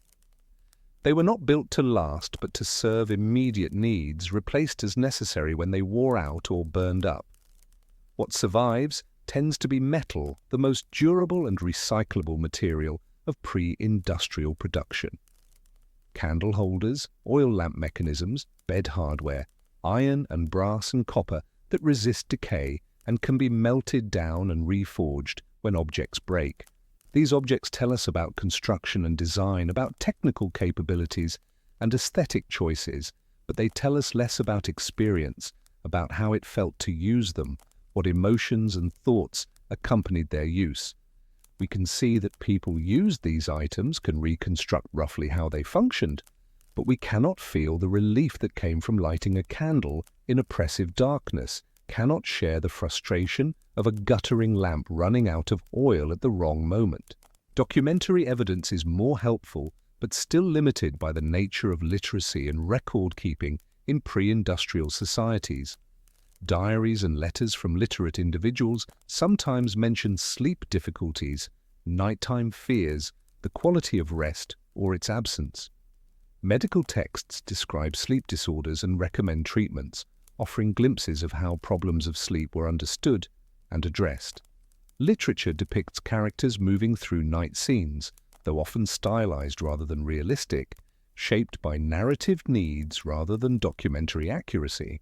Legal records occasionally contain testimony about events that occurred at night, and these accounts sometimes reveal assumptions about normal nighttime behavior. A witness describes being awakened from first sleep by a noise, establishing both the reality of segmented sleep and the expectation that such waking was normal enough not to require explanation. A defendant claims to have been asleep at home during certain hours, using sleep as alibi in ways that suggest common understanding of typical sleep patterns. A victim reports hearing sounds that frightened them in darkness, the testimony revealing both the acoustic reality of night and the emotional reality of nighttime fear. But the vast majority of people left no written record, their lives and experiences disappearing without trace. Their nights are lost to us except through inference, except through the careful extrapolation from material evidence and the few documented cases that might or might not represent broader patterns. We must imagine their experiences based on the material conditions we can reconstruct and the fragments of evidence that remain. This is history at its most speculative, most dependent on educated guessing, informed by everything we know about human nature and physical reality. One particularly intriguing aspect of pre-industrial night is the complete absence of precise timekeeping in most households. We have already touched on this, but it deserves deeper consideration because temporal uncertainty shaped experience so profoundly. Without clocks, without any mechanical means of measuring hours, how did people understand time during the long dark? How did they know what portion of night they occupied, how much darkness remained to be endured? They relied on estimation, on learned intuition, on markers that were imprecise but functional for most purposes. The depth of darkness might indicate early night versus late night. The first hours after sunset felt different from the hours before dawn, though articulating the difference remained difficult. The position of stars, if visible through clouds, could provide rough guidance for those knowledgeable about celestial navigation. But cloud cover was common, and windows were small, and the effort of rising to check the sky might not seem worth the information gained. The behavior of animals offered natural indicators, roosters crowing before dawn, though not at precisely consistent times, cattle stirring as feeding time approached, though again their internal clocks were imprecise. But mostly people simply did not know what time it was with any specificity. They existed in a state of temporal uncertainty that modern life has rendered almost unimaginable. So accustomed have we become to constant awareness of exact time. When you wake in darkness, you might have slept for 1 hour or 6. There is no way to know without rising, going outside, checking the sky, and even then, clouds or fog might obscure any celestial reference points that would answer the question. This uncertainty shaped experience profoundly in ways both practical and psychological. Anxiety about oversleeping could keep people in a state of semi-alertness, never fully relaxing into deep sleep because some part of consciousness remained watchful for signs of approaching dawn. Fear that the night was still young could make sleeplessness feel unbearable, the hours stretching impossibly ahead. If you wake after what feels like long sleep, but darkness shows no signs of lightening, do you have 1 more hour to wait or 5? Yet people adapted as humans do, learned to function with this uncertainty, to accept it as simply the condition of nighttime existence. Morning would come eventually, always had through all of history, and the waiting, uncomfortable though it was, had a natural end. They learned to read subtle signs, the quality of silence, the feeling of the air, something ineffable that came from experience rather than instruction. Ask someone how they knew dawn approached, and they might not be able to articulate it, but they knew nonetheless, felt it in ways that bypassed conscious reasoning. The question of how widespread segmented sleep truly was, how universal the patterns we have described, remains open to scholarly debate. Historians continue to examine evidence, argue over interpretation, reach different conclusions based on the same fragmentary sources. Some argue that first sleep and second sleep were nearly universal in pre-industrial societies across cultures and climates. Others suggest this pattern was more common in certain regions where winter nights were very long, certain classes who had leisure for reflection on their sleep patterns, certain periods when documentation happens to survive better.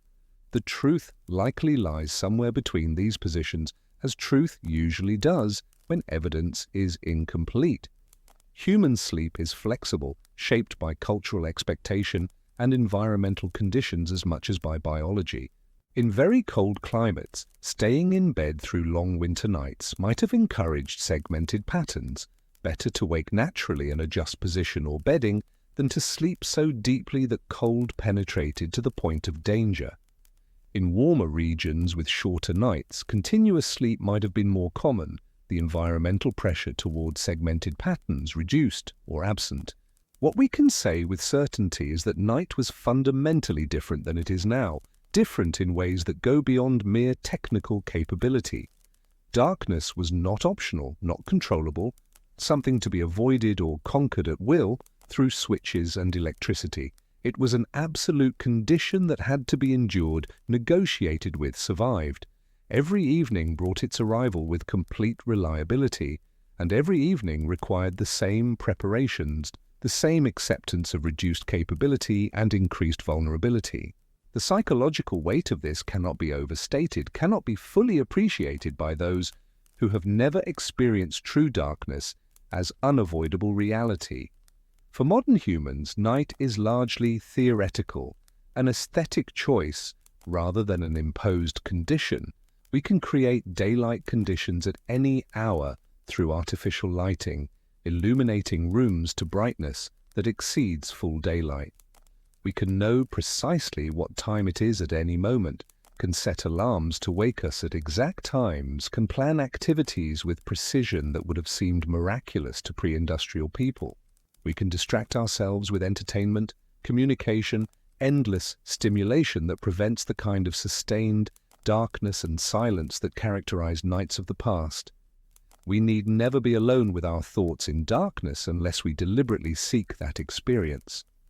For people living before these technologies, night was inescapable in the most literal sense. Every single day ended in darkness that could not be banished, only slightly ameliorated through expensive use of limited resources. Every single night brought cold, discomfort, uncertainty, and the slow passage of hours that could not be measured or hurried. There was no escape through distraction, no ability to defer sleep by engaging with technology, no option to simply continue daytime activities indefinitely. The accumulated effect of thousands of such nights across a lifetime shaped consciousness in ways we struggle to imagine from our position of electric abundance. Sleep was never taken for granted because it was never reliable, never delivered the complete rest that modern sleep science suggests humans require. Rest was never complete because the conditions for complete rest did not exist. Cold disturbed sleep, discomfort prevented deep relaxation, noise and fear and physical pain all intruded on what should have been restorative darkness. The body learned to function on inadequate recovery because inadequate recovery was all that was available. People adapted to chronic sleep deprivation without recognizing it as such, without having any framework for understanding that sleep could be, or should be, different. This was the rhythm of human life for millennia, the fundamental pattern that shaped daily existence. The sun set, bringing darkness that could be anticipated but never avoided. Darkness fell as completely as it had for thousands of years before, unchanged by human wishes or efforts. People retired to whatever sleeping arrangements they had, following patterns established by necessity and convention. They drifted into first sleep, consciousness fading as exhaustion overcame the discomfort of beds and cold. Woke in the night's middle, lying in darkness until second sleep arrived, sometimes quickly, sometimes after what felt like interminable waiting. Then woke again to face another day, carrying whatever rest they had managed to find into whatever labor awaited. Season after season this cycle repeated, winter nights longer and colder, summer nights shorter, but sometimes no more comfortable when heat and insects replaced cold as the primary discomfort. Year after year the pattern continued, broken only by extraordinary events, births, deaths, celebrations, that justified staying up through darkness. Generation after generation experienced these same basic conditions, the fundamental experience of night remaining constant regardless of century or location or individual circumstance. The variations were minor: better bedding for the wealthy, worse for the poor; warmer climates more comfortable, colder climates more dangerous; some periods with slightly better lighting technology, other periods with worse. But the core experience remained: darkness, cold, uncertainty, discomfort, the slow passage of unmeasured hours. Imagine yourself there, in that nighttime world, stripped of every convenience that makes modern night manageable. No switch to flip that brings instant illumination, no thermostat to adjust that maintains comfortable temperature regardless of outside conditions, no clock to check that would answer the question of how much longer until dawn, no distraction from the darkness and your own thoughts, no phone or computer or television to occupy attention and prevent the kind of sustained introspection that darkness and silence impose. Only the slow passage of unmeasured hours, each one exactly as dark as the last. The discomfort of inadequate bedding, straw poking through fabric, lumps and compressed areas creating pressure points. The cold that penetrates, despite coverings, despite huddling for warmth, despite every reasonable effort to stay comfortable. The sounds that might mean something or nothing, requiring constant low-level assessment of threat versus normal occurrence. This was not exceptional, not hardship reserved for the unfortunate or the isolated. This was not punishment or deprivation that some suffered while others enjoyed comfort. This was simply what it meant to be human at night for most of human history across most of the inhabited world. The quiet struggle repeated endlessly, night after night after night, the body seeking rest it could not fully find, the mind counting hours it could not measure, trying to gauge the passage of time by feeling alone. The hope for dawn balanced against the certainty that another night would follow this one, and another after that, the pattern continuing as long as life continued. And in this repetition, in this endless cycling through darkness and cold and discomfort, humans lived their lives. They loved and worried and dreamed and feared and hoped, all of it contained within the rhythm of day and night, waking and sleeping, light and darkness. The night shaped them as surely as any other aspect of existence, its requirements and constraints and dangers woven into the fabric of consciousness. We are their descendants, carrying in our bodies and brains the legacy of those thousands of nights, even as we live in conditions they could scarcely have imagined. Let us return briefly to the ordinary night, to the cold dwelling and straw mattress, to the darkness that pressed close and the discomfort that made sleep a struggle rather than a refuge. Hold that image in your mind, the rawness of it, the unrelenting quality of night after night, without adequate rest, without warmth, without the simple comfort of knowing what hour it might be. Now let us shift our attention to those whose resources allowed them to negotiate with darkness on different terms. Not to escape it entirely, that was impossible for anyone before the age of electric light, but to soften its edges, to create barriers between themselves and the absolute nature of night. The aristocratic bedchamber was a fundamentally different space than the single-room dwelling we have inhabited thus far. It was a room designated solely for sleep, separated from the areas where daily labor occurred, from cooking fires and animal smells and the constant traffic of household activity. The bed itself was a statement of wealth and status, a substantial wooden frame, often carved with decorative elements, elevated several feet off the cold floor. The mattress was not stuffed with straw but with wool, feathers, or even down, materials that yielded to the body's weight while still providing support, that retained warmth without the scratching discomfort of straw. Multiple layers of bedding created a sleeping environment that peasants could scarcely imagine. Linen sheets, not rough wool, touched the skin. Wool blankets of fine weave provided warmth. Coverlets of silk or expensive fabric added both insulation and display. Pillows filled with soft materials supported the head and neck.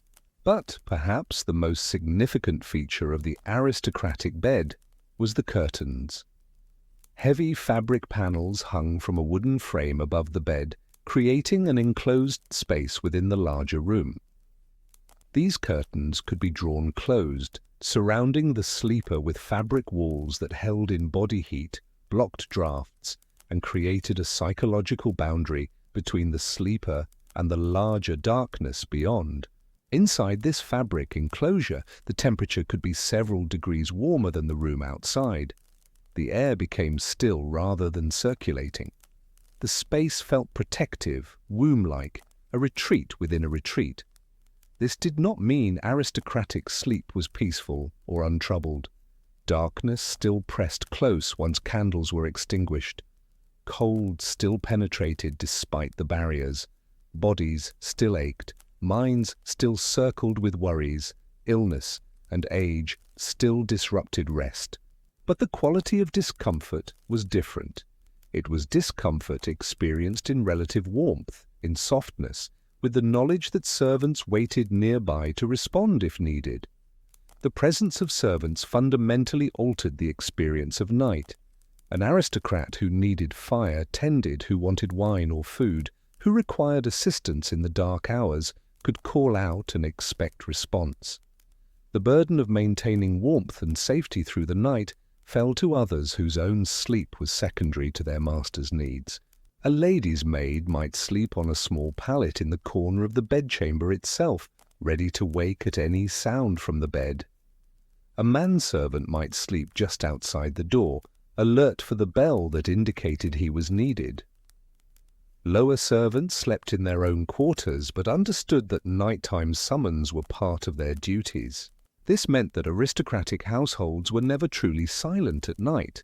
Someone was always partially awake, always listening, always ready. The responsibility for vigilance was distributed, professionalized, made someone's explicit function rather than something every individual had to maintain for themselves. The lighting available to wealthy households was both more abundant and of higher quality. Beeswax candles, which burned cleaner and longer than tallow, could be used with less concern for expense. Multiple candles might burn simultaneously, creating actual brightness rather than the single dim flame that marked ordinary dwellings. Candelabras held multiple candles at once, providing enough light for comfortable reading, for needlework, for conversation that extended well into evening hours. The wealthy could delay the onset of true darkness, could extend the day through artificial means that remained beyond reach for those with fewer resources. Some aristocratic homes had oil lamps of sophisticated design, with glass chimneys that protected flames from drafts while magnifying their light. These devices were expensive, required maintenance, but they transformed evening hours into something approaching the functionality of daylight. Yet even with all these advantages, night remained night. Eventually, the candles would be extinguished to conserve them for another evening. Eventually, the household would retire to beds. Eventually, darkness would settle and the same fundamental uncertainty of nighttime hours would arrive. Let us consider a winter night in such a household, examining it slowly, attending to its particular textures and rhythms. The evening begins with dinner served in a dining hall warmed by large fireplaces, multiple courses, warm food, wine or ale. Conversation extends through the meal and afterward the family and any guests lingering at table until the cold of the room finally drives them towards smaller, more easily heated spaces. They retire to a drawing room or solar, a space with a fireplace where the heat is concentrated. More candles are lit. Activities continue: reading, music, needlework, conversation. The wealthy can afford this extension of the day, this refusal to surrender immediately to darkness, but eventually cold winds. Even with fire and candles, the chill of winter night penetrates stone walls and seeps through window coverings. Feet grow cold, hands stiffen. The warmth of the fire reaches only a small radius, leaving the edges of the room in shadow and chill. The decision is made to retire. Servants have been preparing the bedchambers, warming the beds with heated stones or warming pans filled with coals, turning back the covers, ensuring chamber pots are clean and accessible, checking that water is available for washing. The lady of the house goes to her chamber, accompanied by her maid.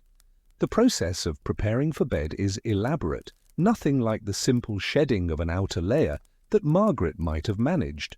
Multiple layers of clothing must be removed: the outer gown, the kirtle beneath, the stays that shape the torso, the chemise that serves as undergarment.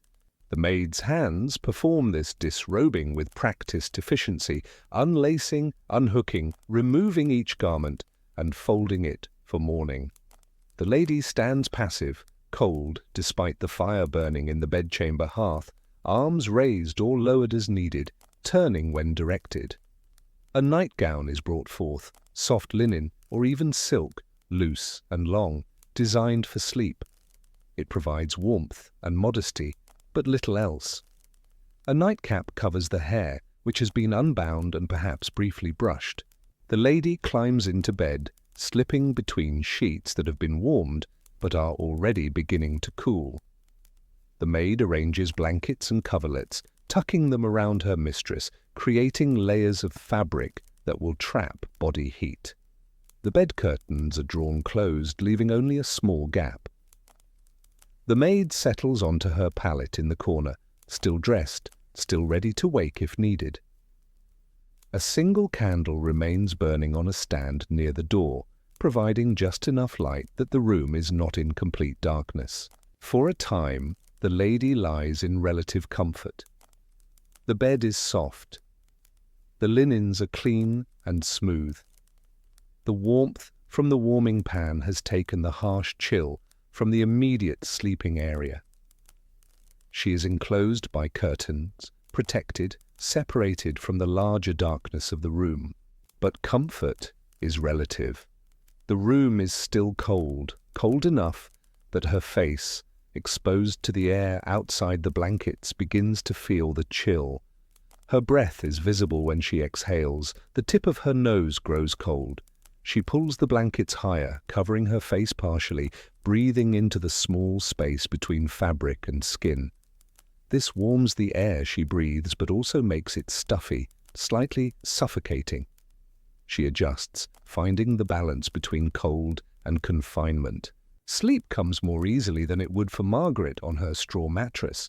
The physical comfort is genuinely greater, but the mind does not sleep more peacefully simply because the body is warm. Worries persist. The quality of thoughts in darkness is the same regardless of the softness of the bed beneath you. The lady lies thinking about household management, about her children, about social obligations and family politics. She thinks about a conversation from dinner that may have held meanings she did not fully grasp. She thinks about her husband, currently in his own chamber. Aristocratic couples often slept separately, particularly in later centuries, each having their own space. The darkness behind the bed curtains is nearly complete. The small candle burning in the room provides no light that penetrates the heavy fabric. She exists in an enclosed darkness, warm but isolated, protected but alone. She drifts into sleep gradually, the comfort of the bed allowing her body to release tension more fully than Margaret's ever could. But even this privileged sleep is not unbroken. She wakes some hours later, uncertain what has disturbed her.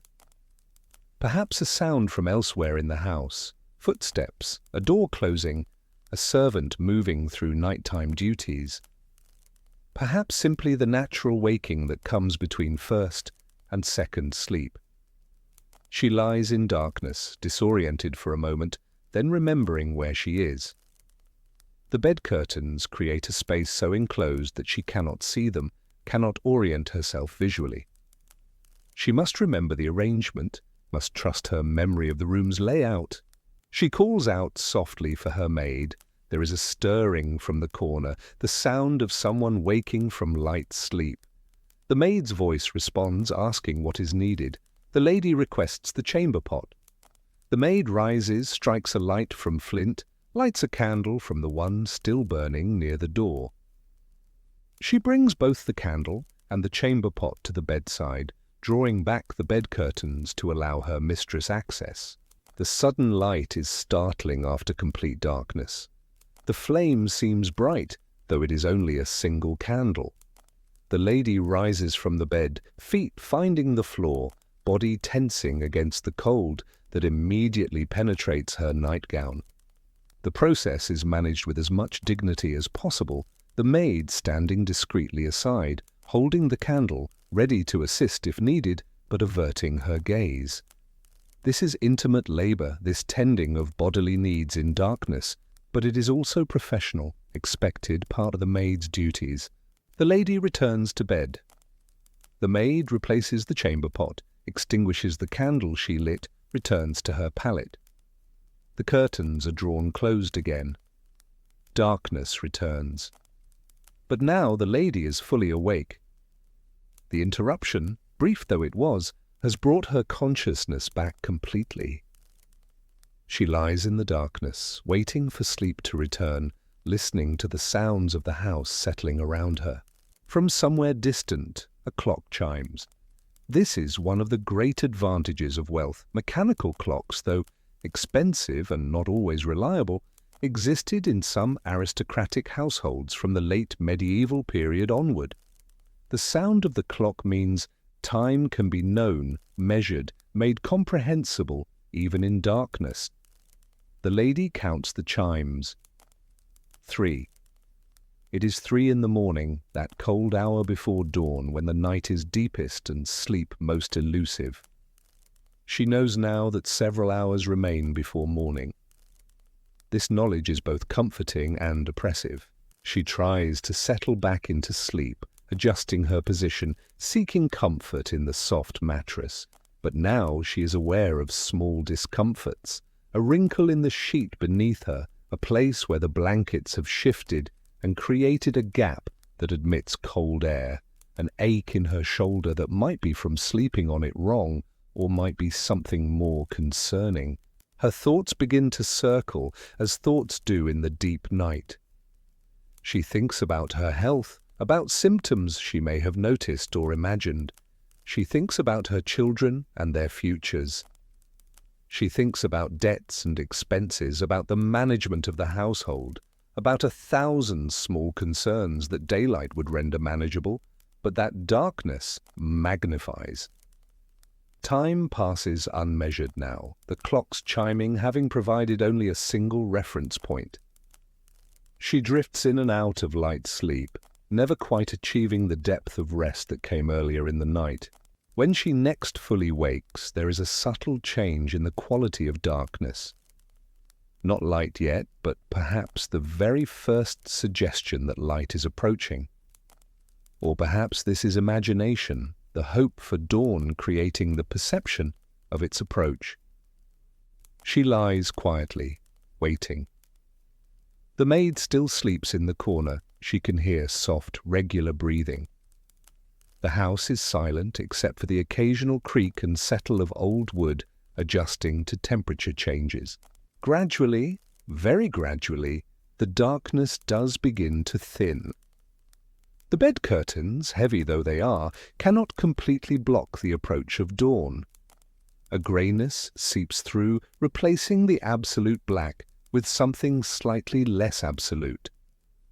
The lady waits until this greyness brightens enough to suggest true morning, then calls for her maid. The process of rising begins. Chamber pot again, washing with cold water from a basin, the elaborate process of dressing that mirrors the undressing of the previous evening. Her night is over. It was not comfortable in any absolute sense. Cold still intruded, waking still occurred, the hours still passed slowly.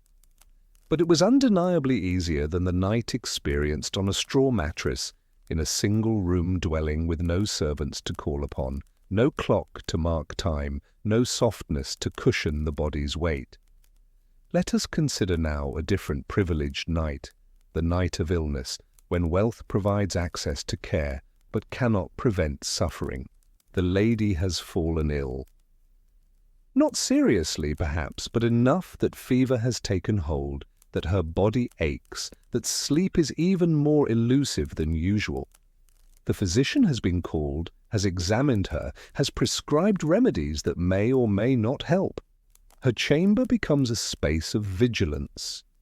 The maid no longer sleeps, but sits in a chair near the bed, wakeful through the entire night, ready to respond to any need.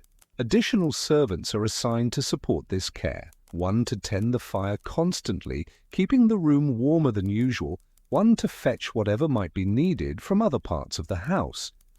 The bed curtains are left partially open so the maid can see her mistress without needing to disturb the enclosure. A better candle burns through the night, providing steady light.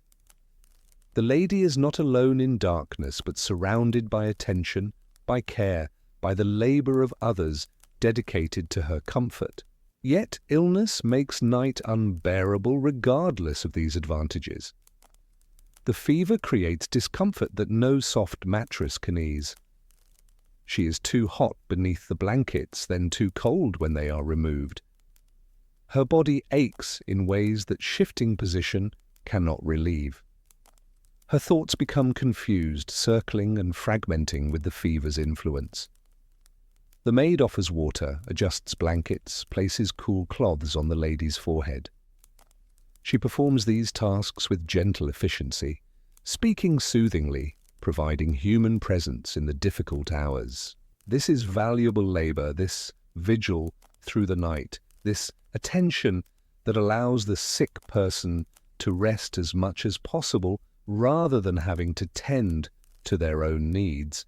Morning comes eventually, bringing the physician again, bringing daylight that makes the illness seem slightly less oppressive. The lady will recover. This particular illness is not serious, but the night has been endured rather than slept through, and even wealth could not make it comfortable. Consider also the aristocratic traveller, forced by circumstance to spend nights in unfamiliar places.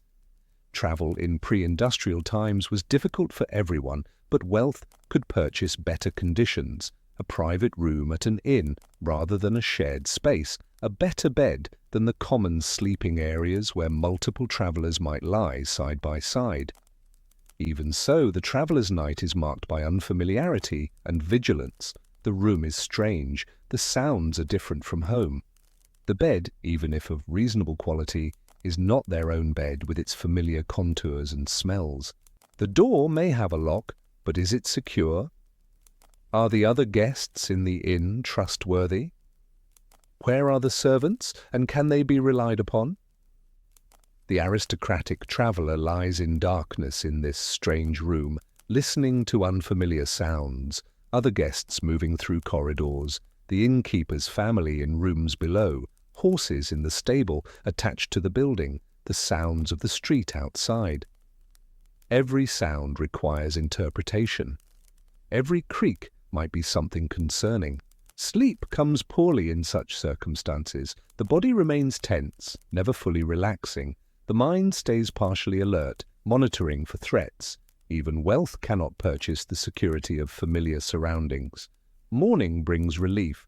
The journey can continue. Progress can be made toward home or destination. But the night has extracted its cost, adding to the exhaustion of travel, the stress of displacement. Let us shift our attention now to institutional sleep, the nights of those living in monasteries, convents, or other communities organized around religious or communal principles.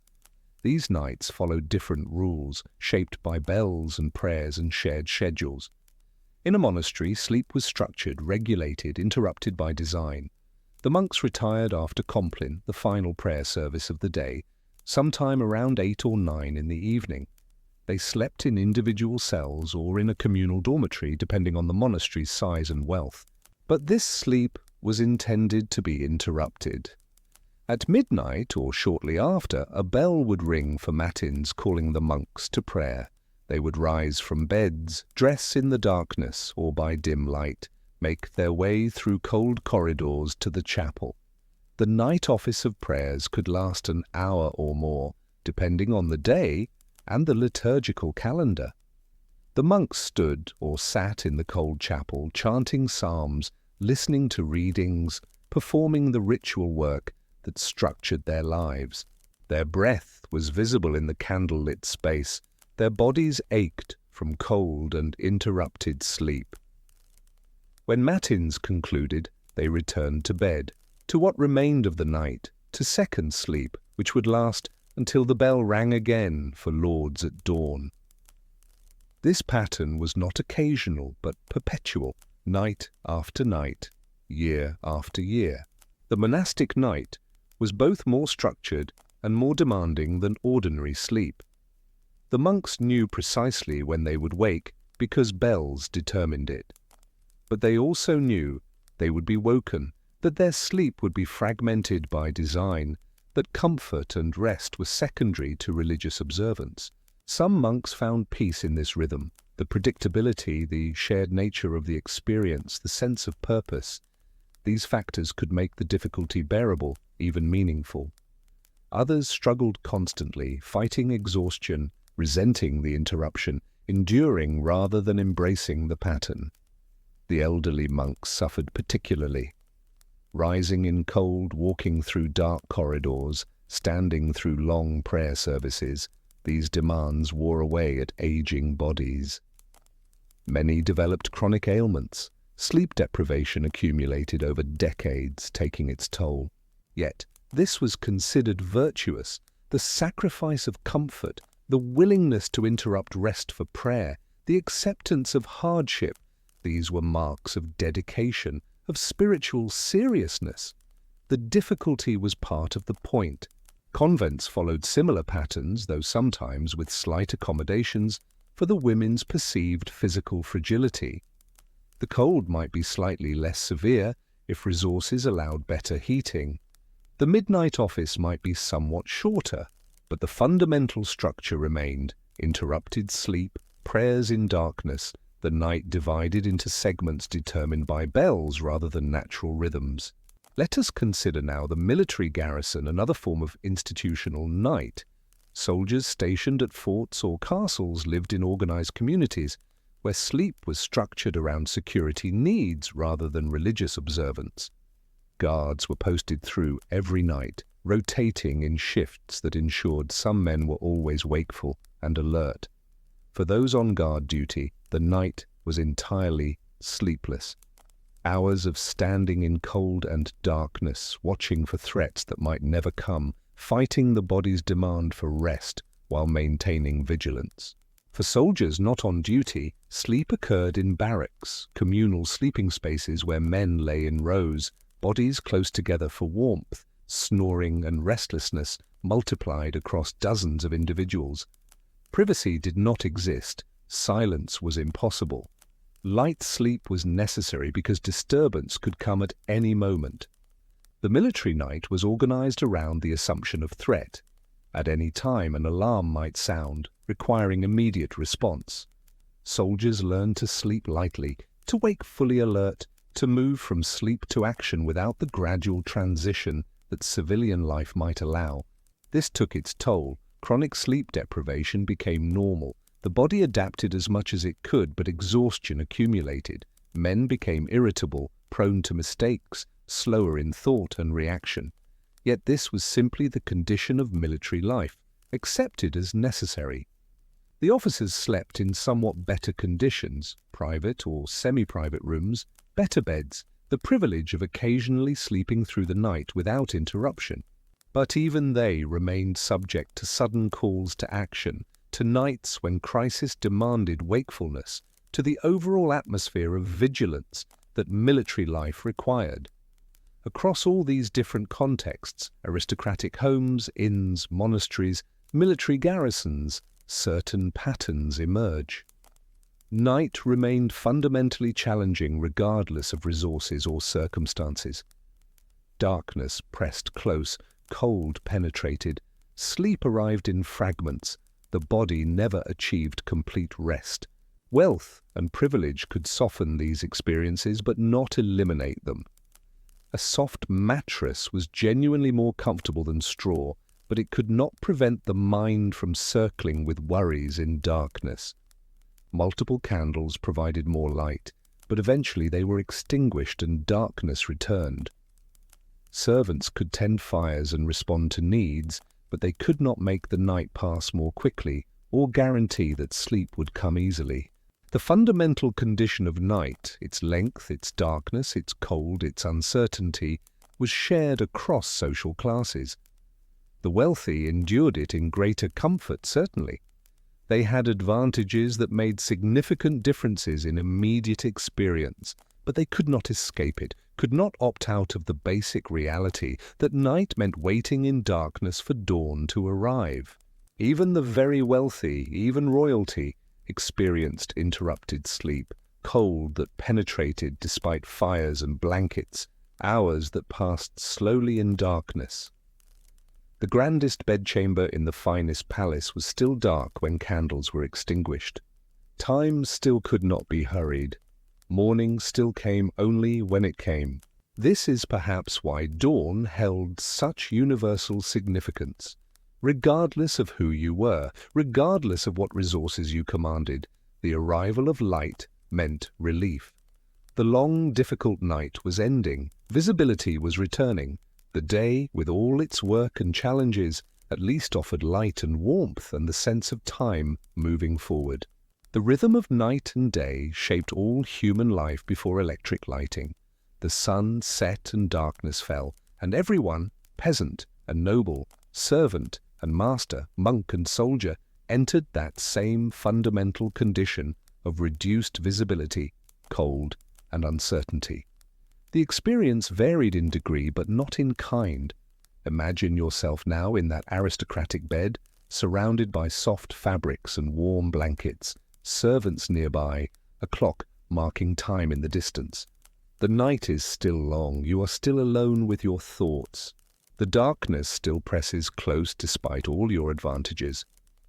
Morning is still hours away, and you must simply wait, enduring the slow passage of time that neither wealth nor privilege can accelerate. The quiet struggle continues, even in comfort. The body seeks rest it cannot fully find. The mind counts hours it can measure but not control.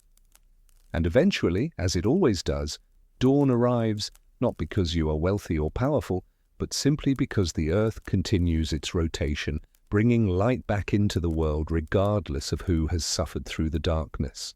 We have travelled together through many nights now, through the cold dwelling with its straw mattress, through Margaret's lifetime of interrupted sleep, through the cultural understanding of darkness as both physical and spiritual condition, through the privileged bedchambers where wealth softened but could not eliminate the fundamental challenge of night.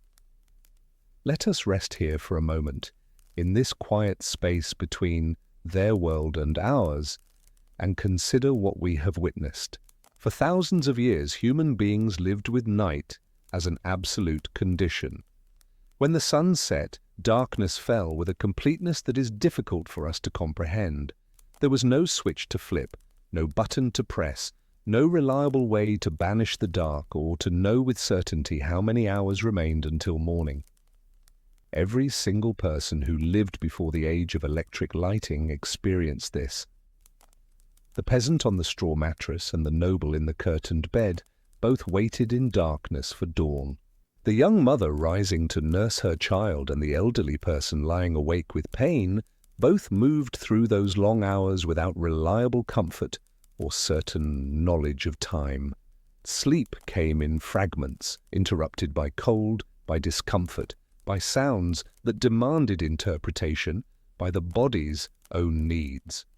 Rest was never complete, never guaranteed, never something that could be taken for granted.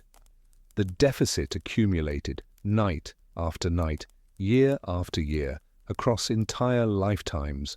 The physical toll was real, bodies worn down by inadequate sleep, by constant low-level cold, by the stress of vigilance maintained through dark hours, minds affected by exhaustion, by the peculiar quality of thoughts that arrive in sleepless darkness, by the accumulated weight of countless interrupted nights.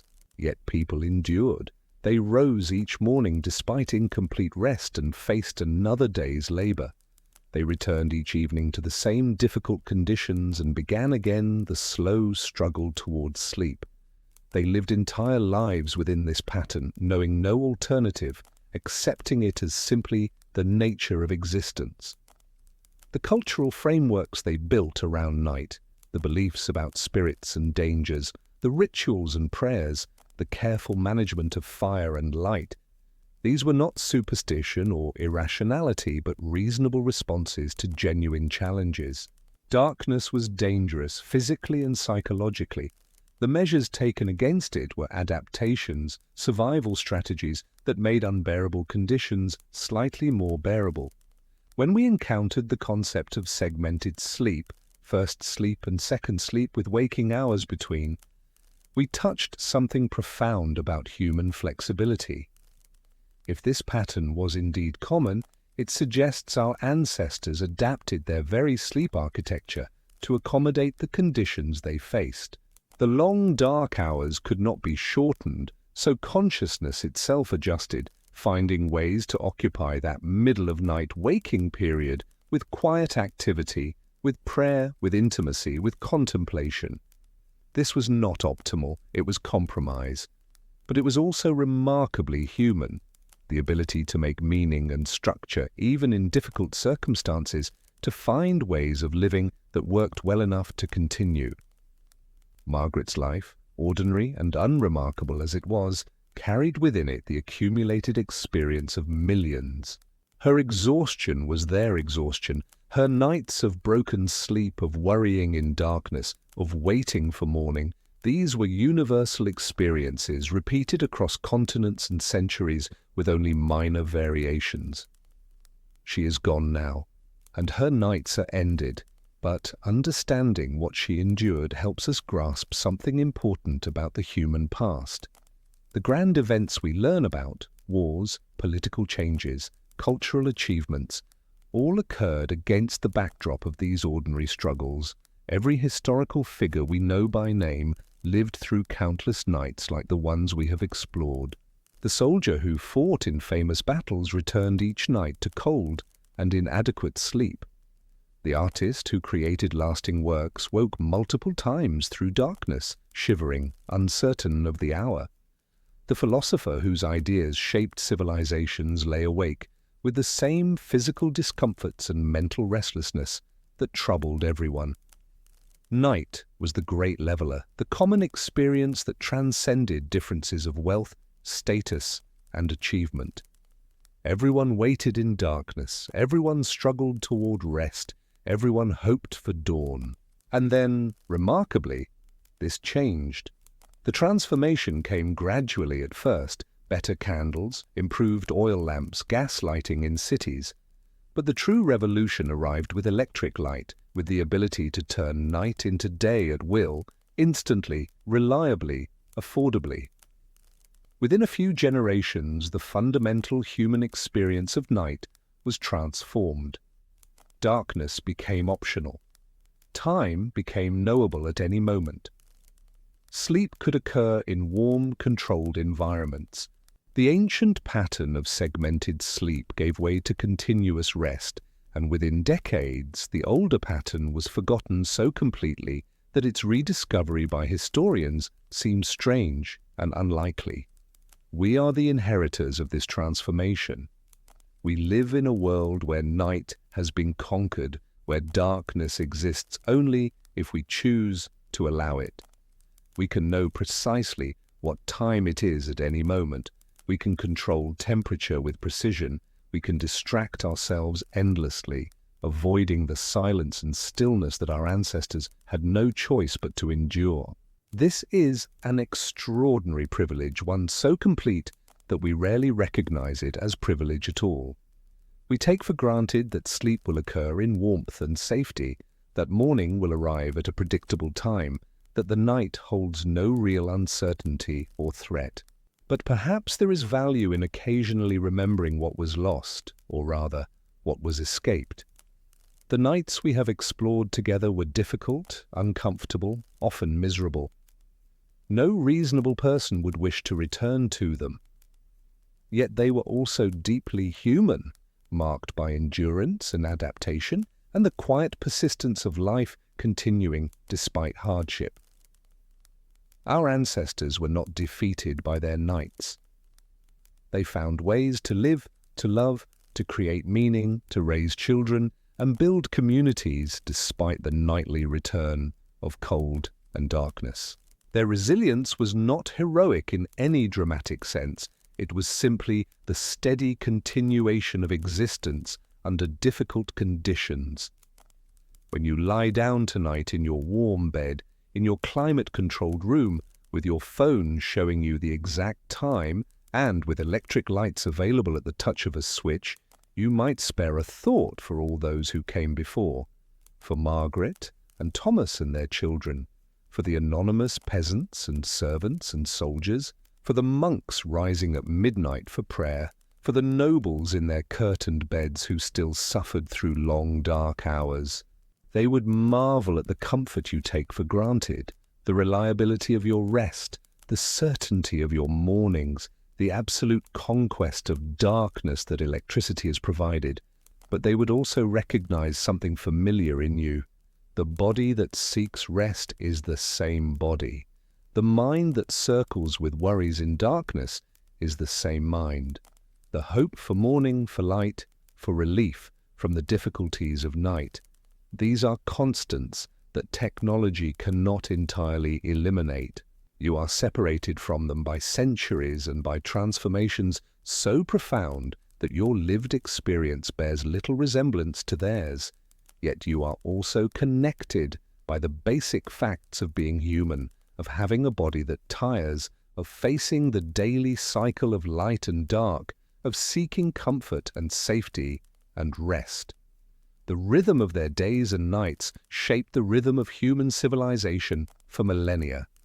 The sun rose, work began, light faded, darkness fell, people struggled towards sleep, morning returned. Generation after generation, this pattern repeated with such consistency that it seemed eternal, unchangeable, simply the way existence was structured. And then it changed within the span of a few human lifetimes. The eternal pattern broke. Night was transformed from an absolute condition into something manageable, controllable, optional. We are still learning what this transformation means, what it has done to our sleep, our health, our consciousness itself. We suffer from new problems, the inability to disconnect, the constant stimulation, the disruption of natural sleep patterns by artificial light. These are real issues, worthy of attention and concern, but they are also problems of abundance, of too much control rather than too little. We can adjust screen brightness, install blackout curtains, use white noise machines. We have options that would have seemed like magic to our ancestors. As you drift towards sleep tonight, and you will drift because your body knows how to sleep in ways that are easier, more reliable than anything Margaret or her contemporaries experienced, let the weight of history settle gently around you. All those nights, all those people, all that quiet, struggling and enduring and waiting for dawn, they made it through. Morning always came eventually, bringing light and warmth and the continuation of life. Their nights ended, as all nights must, giving way to days where work continued, where small joys could be found, where existence persisted despite everything.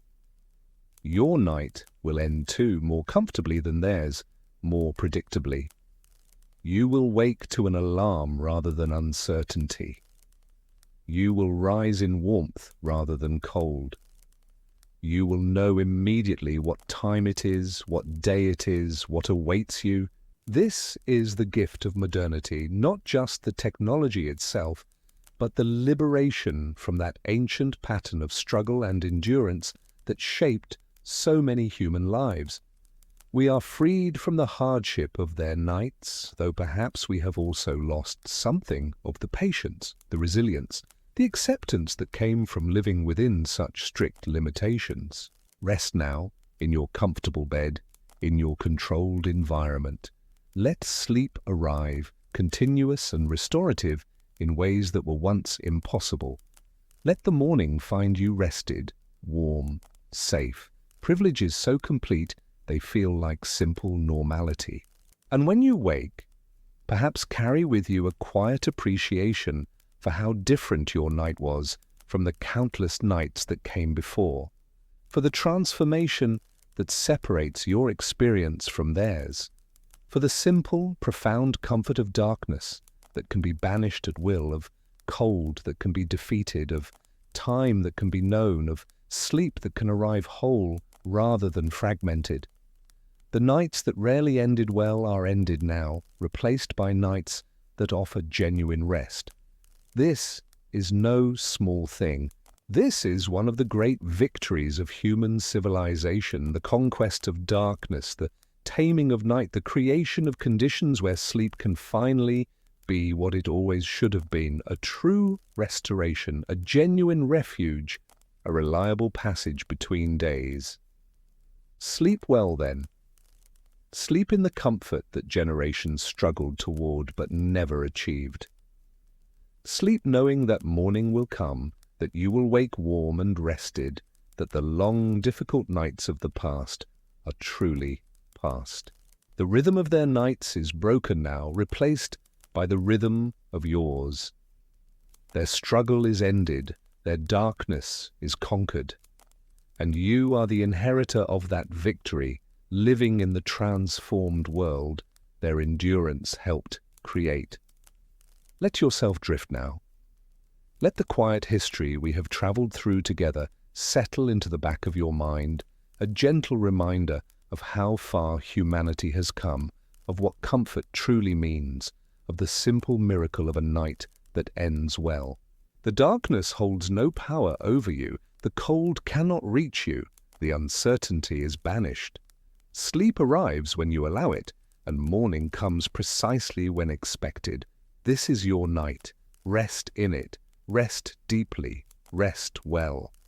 And when dawn arrives, as it always does, as it always will, rise knowing that you have been granted something precious, something your ancestors could only dream of, a night of genuine, uninterrupted, restorative sleep. The story of their nights is complete. The story of yours continues comfortable and certain in ways they could scarcely have imagined. Sleep now. The long journey through history is ended. The present welcomes you back, warm and safe and lit by the reliable dawn of another day.